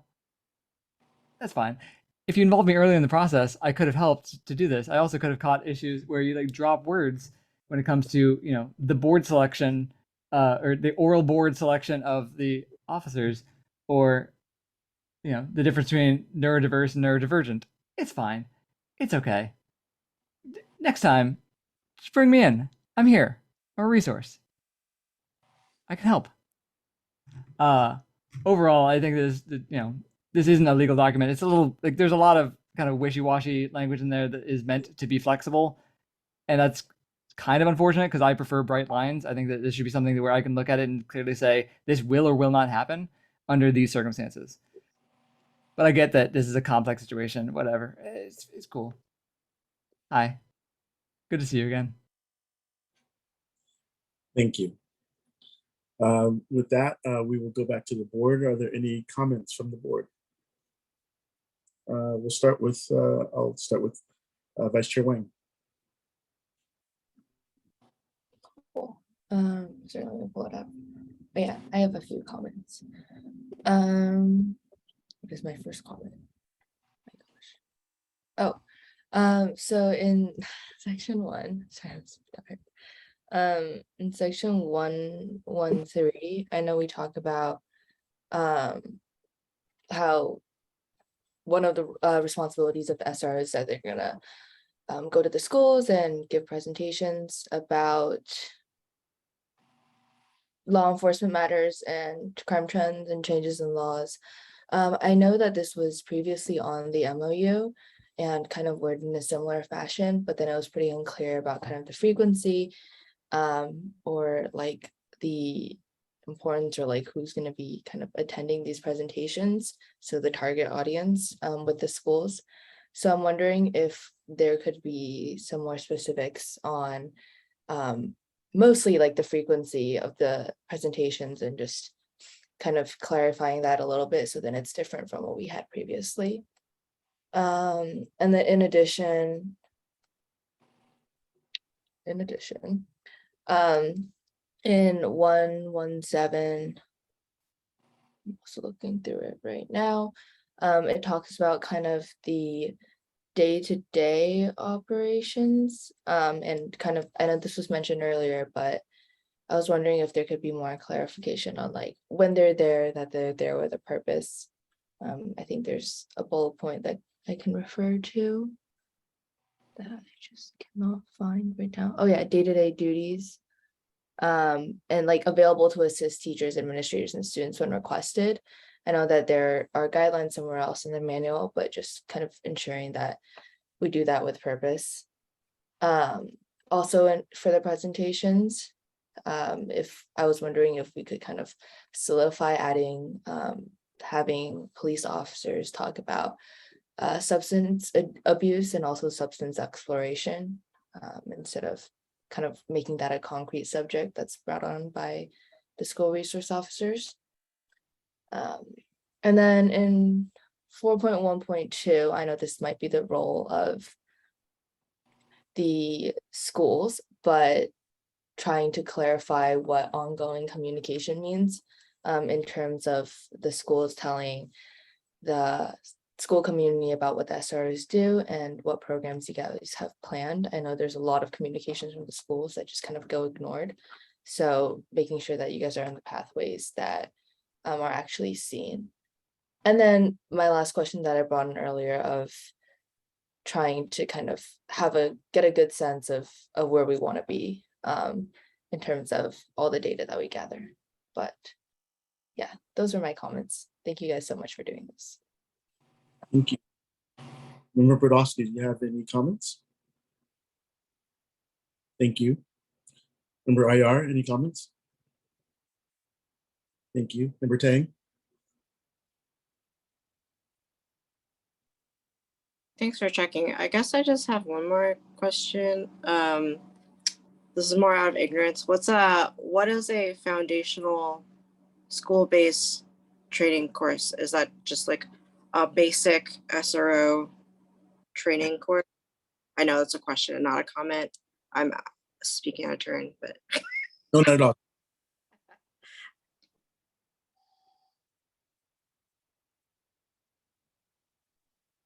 Is that a question that you could take, Lieutenant McGee? Yeah, the SRO Basic School is a 40-hour school that hits on various elements of what the job is of an SRO, youth engagement, de-escalation is part of that as well.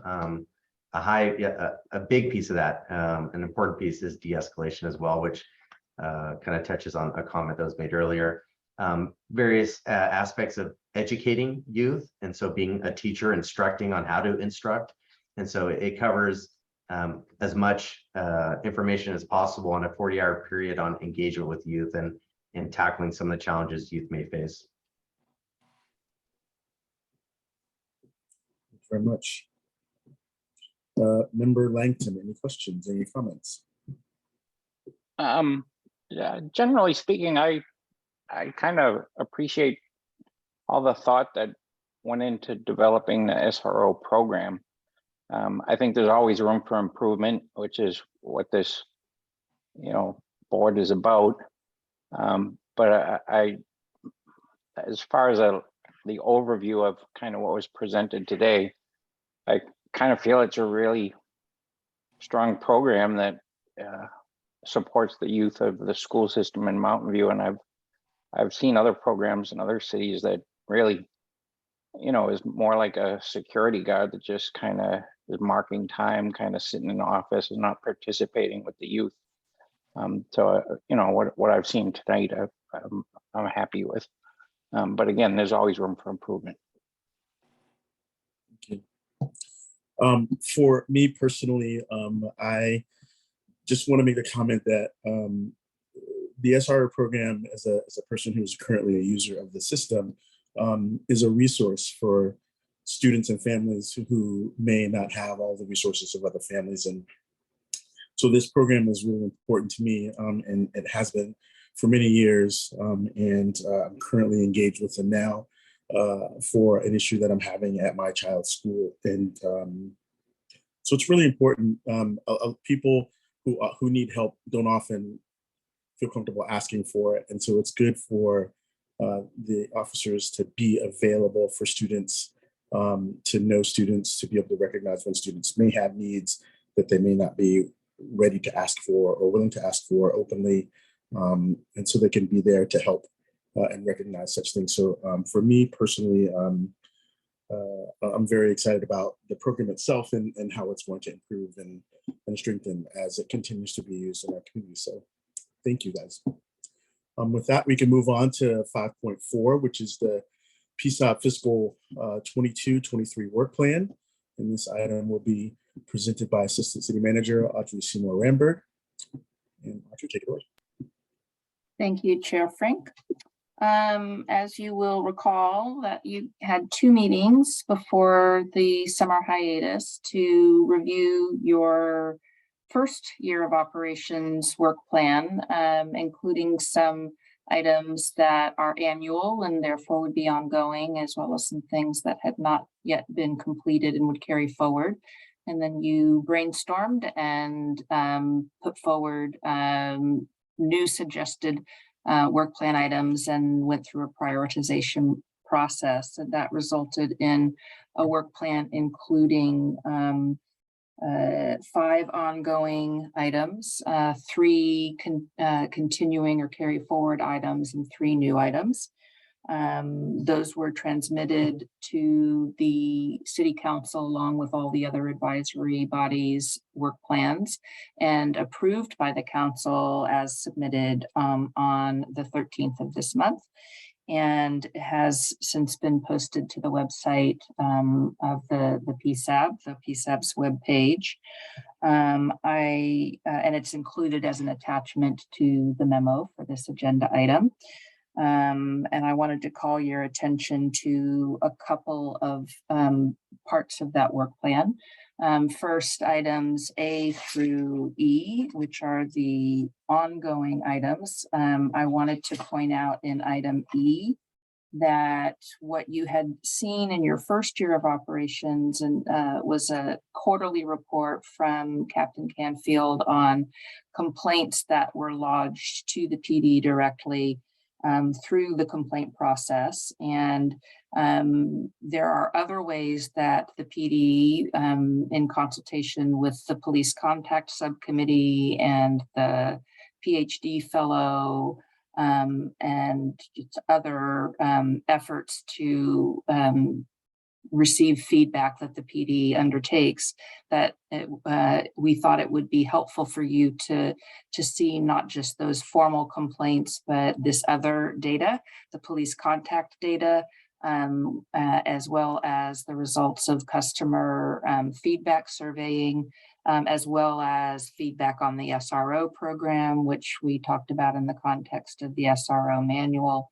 And that as that would be a more comprehensive report, and we'd want to take more care in preparing it, and also not want to inundate you with presentations every 3 months, that we would do that on an every 6 months, so twice a year basis. So that's both a broadening of and a change in the frequency of the kinds of feedback data and contact data that would come to the PSAB regularly. The other thing I wanted to just mention is the continuing items. The procedure manual item is continued with tonight's, well, continued in a way with tonight's presentation, but then annually you will have a report on the program, the outcomes of the program, and any feedback and changes that have been recommended and discussed between the PD and the school district through their quarterly meetings. And then you'll have the opportunity to provide feedback so that any changes that need to be made going forward can be addressed. So that as an official separate work plan item on the manual is completed with tonight's agenda. And then on the newer items, the most involved of those will be the creation of a subcommittee to look at the issue of bias and extreme views in policing.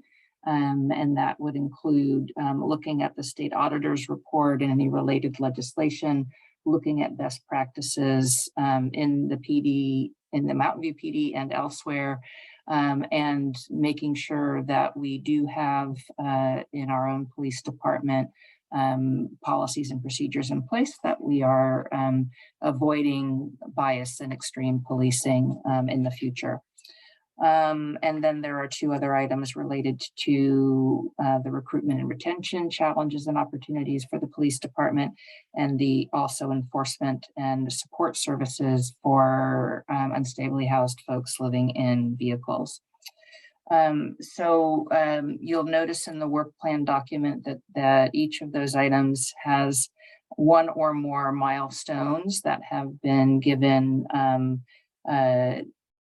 dates. Those are kind of tentative dates, and they are based on quarters, so that there isn't an expectation that we necessarily know ahead of time the specific timing for every step.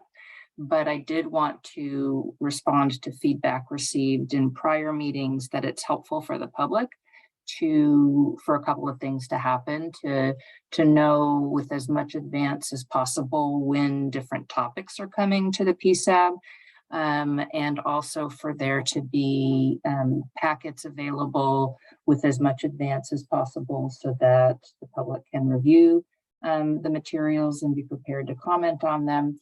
And there was also a comment, and it was commented on again tonight, regarding the ability of the subcommittees to have the preparation and time to present the subcommittee's work. And so what I will be doing is assigning tentative, more specific dates to the different milestones, and putting that as a draft and flexible document that will be posted just for informational purposes on the PSAB website, to respond to that request from the community, and also to make sure that there is time for the subcommittees to do their work, and for staff to help prepare them to make presentations. We are in fact moving to an every other month meeting schedule starting in 2023. And I will bring those dates to you for your adoption in November, which will be your last meeting of this calendar year.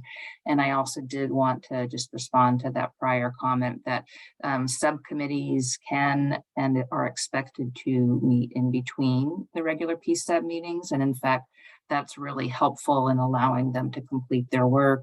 We just had a subcommittee meeting for the mental health subcommittee, and looking at what the next item to be presented to the PSAB is, and how much more time being needed for that. And we wouldn't be ready to come in October, but we would be ready to come in November. But there'll be at least one more meeting of the subcommittee between now and the November report out. So that it is nice to have that period of time for the subcommittees to meet on a regular basis. And the other thing I would say is that it's always possible when urgent items come up, something is more timely than could be addressed in a meeting that's coming up in more than a month, then special meetings can be scheduled. So that concludes my presentation. I'm happy to take any questions from the committee. Thank you much, Ms. Ramberg. Do we have any questions from the board? Any comments? Kavita's got her hand up. Member Ayar, I see you. Just start with me, Cleve. Sorry, Chair Frank. It's easier. Assistant City Manager Ramberg, I was just curious, how did the decision get made to move to every other month? Is that a staff decision? I guess I'm expressing surprise that didn't come to the board for discussion. It will be your action when you adopt the 2023 calendar of dates, which will come to you in November. It was raised as a suggestion by the chair at the June meeting, and I expressed a next step of looking into that in terms of how the work plan items could be scheduled over a meeting schedule that was every other month. And so I have been able to build that schedule in a way that I think is enables the PSAB to accomplish its work plan and to allow time for staff and PSAB subcommittee members to work in between the scheduled meetings. It's not a decision that's been made, and you'll have that opportunity to adopt your calendar in November. Great, thank you for the clarification. Member Brodowski? You're muted still. Yeah, I was curious about the same question. Is that a fait accompli?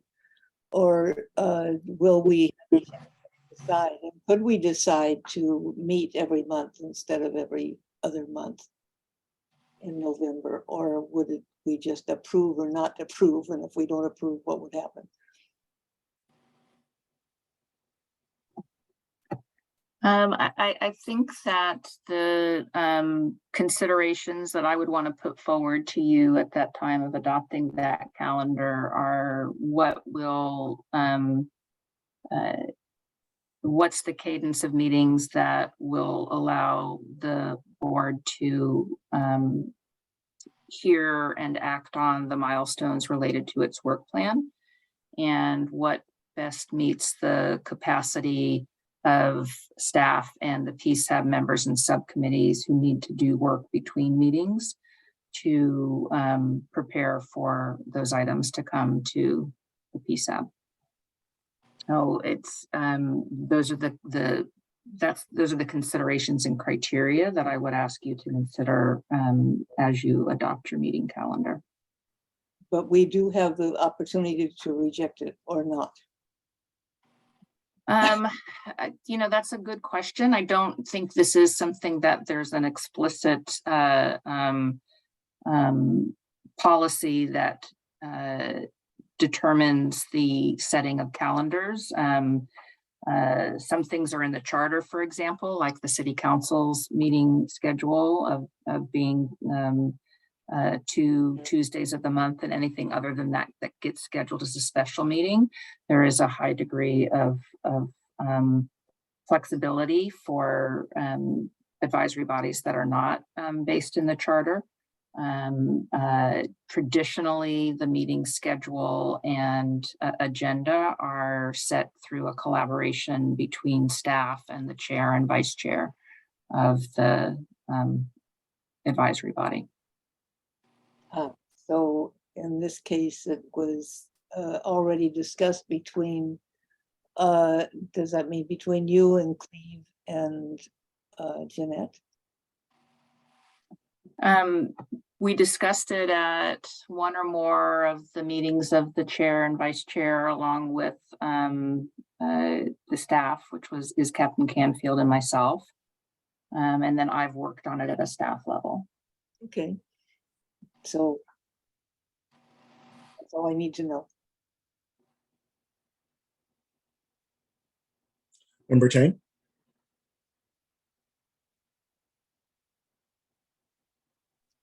Thank you, Chair. May I move to amend the work plan to retain monthly meetings? No. Got it. Member Lang. Well, we already lose 2 meetings in the summer and we lose the December meeting in the winter.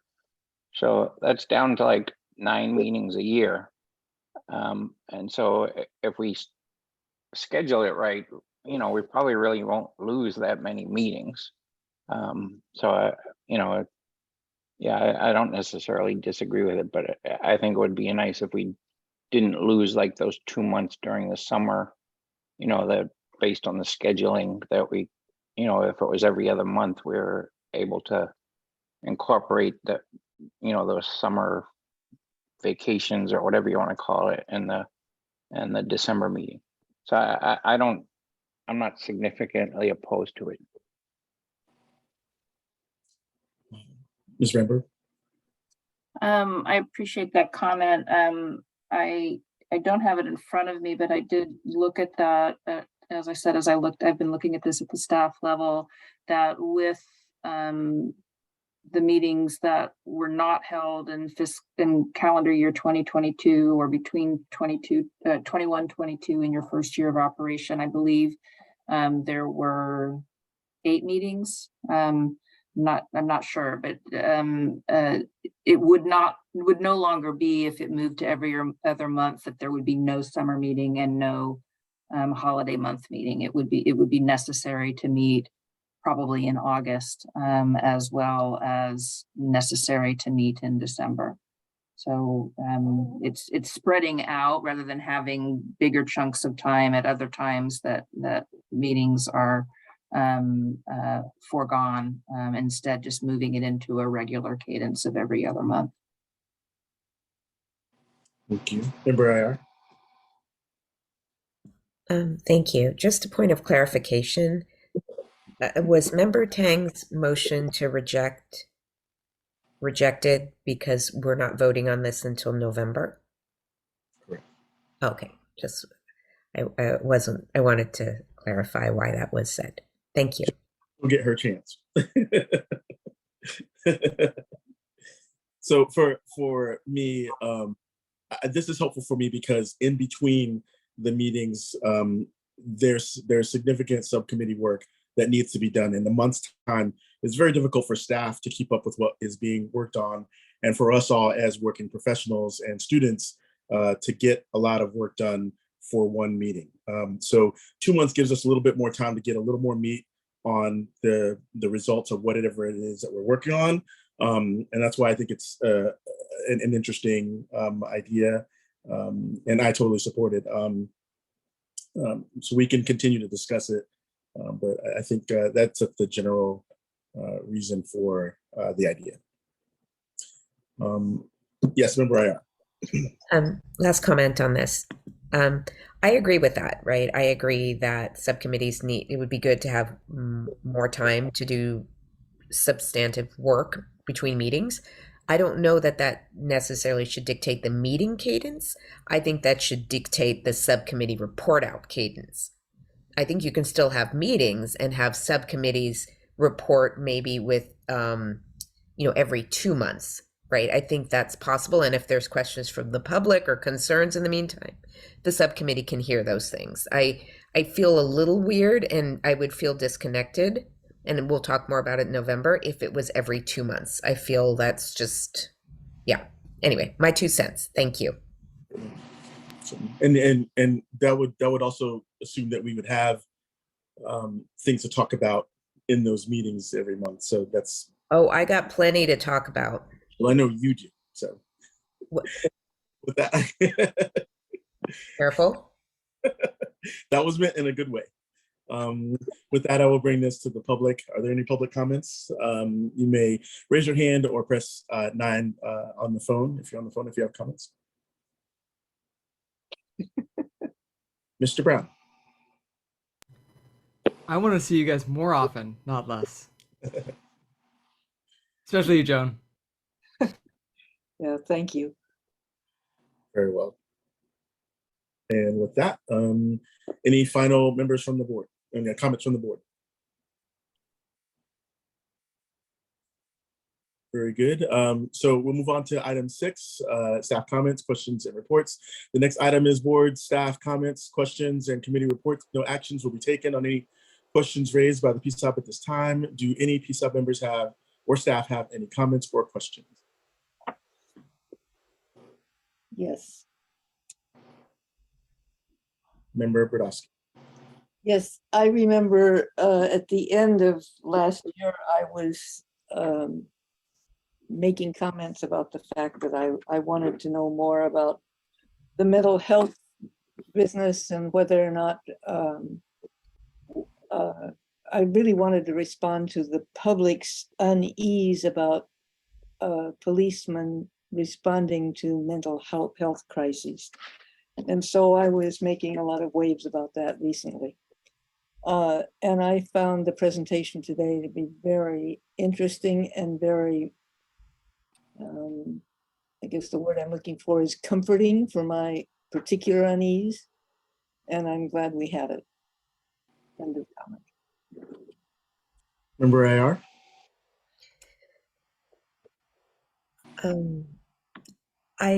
I know that we have an item in the work plan for report outs on the unstably housed population. However, with the enforcement of Measure C starting on Saturday, I'm concerned. It's come to my attention with my work, both as a private citizen and as staff on the Los Altos Mountain View Community Foundation, that there are many members in the RV community who don't feel safe because there aren't spots for them in the safe lots to move their vehicle to, and their vehicle is their home. They have vehicles that aren't mobile, or they're trailers, and so they need a tow, but they can't afford it. Or they're concerned about the 72-hour limit because they need to be at work during the day, or because, again, they're in a trailer and they can't easily move their vehicle every 3 days. I just want to say I'm concerned for the safety of these citizens. And I don't know if Q1 2023, I feel like it's too far away to really get a sense of how this segment of our population is doing from a safety perspective. I mean, they're called safe lots for a reason. We don't have enough spaces in the city.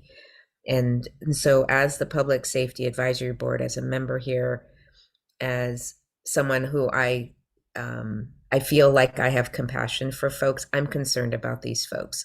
So I just wanted to raise that here, and I might raise again whether it's possible to find out more about how things are going, how people are doing, since the PD are the ones enforcing Measure C before Q1 2023. Thank you. Member Tang. I'm sorry, Member Ms. Rambert, did you have a comment? I would just say I'm happy to look at what our what we might be able to bring to you sooner. Thank you. Member Tang. I got an email in my inbox at work today about rainbow fentanyl. So, I'm just curious about that. Maybe next meeting, some information about that. Or, Captain Canfield, hit me up, educate me. I don't know. How real is this threat? It was in my inbox, so. I will absolutely hit you up, Member Tang, but I will just interrupt right now and say the fentanyl crisis in general is very real and very significant. And the flavor du jour changes regularly, but just rest assured there is fentanyl in virtually every drug possible. When they're tested, almost all of them come back with the presence of fentanyl very regularly now. So it may be rainbow today and bright pink tomorrow, but fentanyl is everywhere, and it is very dangerous, and it is very, very real. But I will connect with you specifically on rainbow. And Member Brodowski, did you have another question? Yes, I just wanted to address the worry about, address and underline the worry about enforcing the ban on vehicles for not moving every 72 hours. And I read the court agreement. Do you remember there was a suit against, I'm trying to think if it was Mountain View suit or we sued Mountain View or something. In any case, what finally came out of that was an agreement with the city of Mountain View, as I understand it, that Mountain View will provide enough spaces which will not be enforced on the 72-hour movement instruction for the bands that are there now, that there will be places provided for them. Now, did anybody else read it, and is that their take on it? I'll just put it out there. I just hope that's the way it is, and that will be taken into account before the police start to harass the bands again. Ms. Ramberg? Thank you for the question, Member Brodowski, and for the opportunity to comment, Chair Frank. The settlement that was announced recently was relating to a suit against the city seeking to stop enforcement of the narrow streets and bicycle lane ordinances that were on those street segments where the parking of oversized vehicles was prohibited, and then passed through Measure C. And then a suit was brought against the city, and now that suit is settled, and the city will begin enforcing restriction of oversized vehicles on narrow streets and bicycle lanes. And we also are coming out of the relaxed enforcement of timed parking rules that had been relaxed during the pandemic, and that includes the 72-hour rule, which applies not only to oversized vehicles, but to all vehicles in all street locations. What Member Brodowski is referring to is that a condition of the settlement was the creation of a map that specified at least 3 miles of streets where there would not be restriction of oversized vehicles. And that map show where those streets are. That does not relate to the 72-hour ordinance. That is an ordinance that is citywide, has been in effect for decades, if not longer. I believe it may be have some basis in code even above the city level, and is in place in other cities as well. What is different is that it was relaxed in its enforcement, as all timed parking was during the pandemic, and so that will the PD will begin enforcement of that again.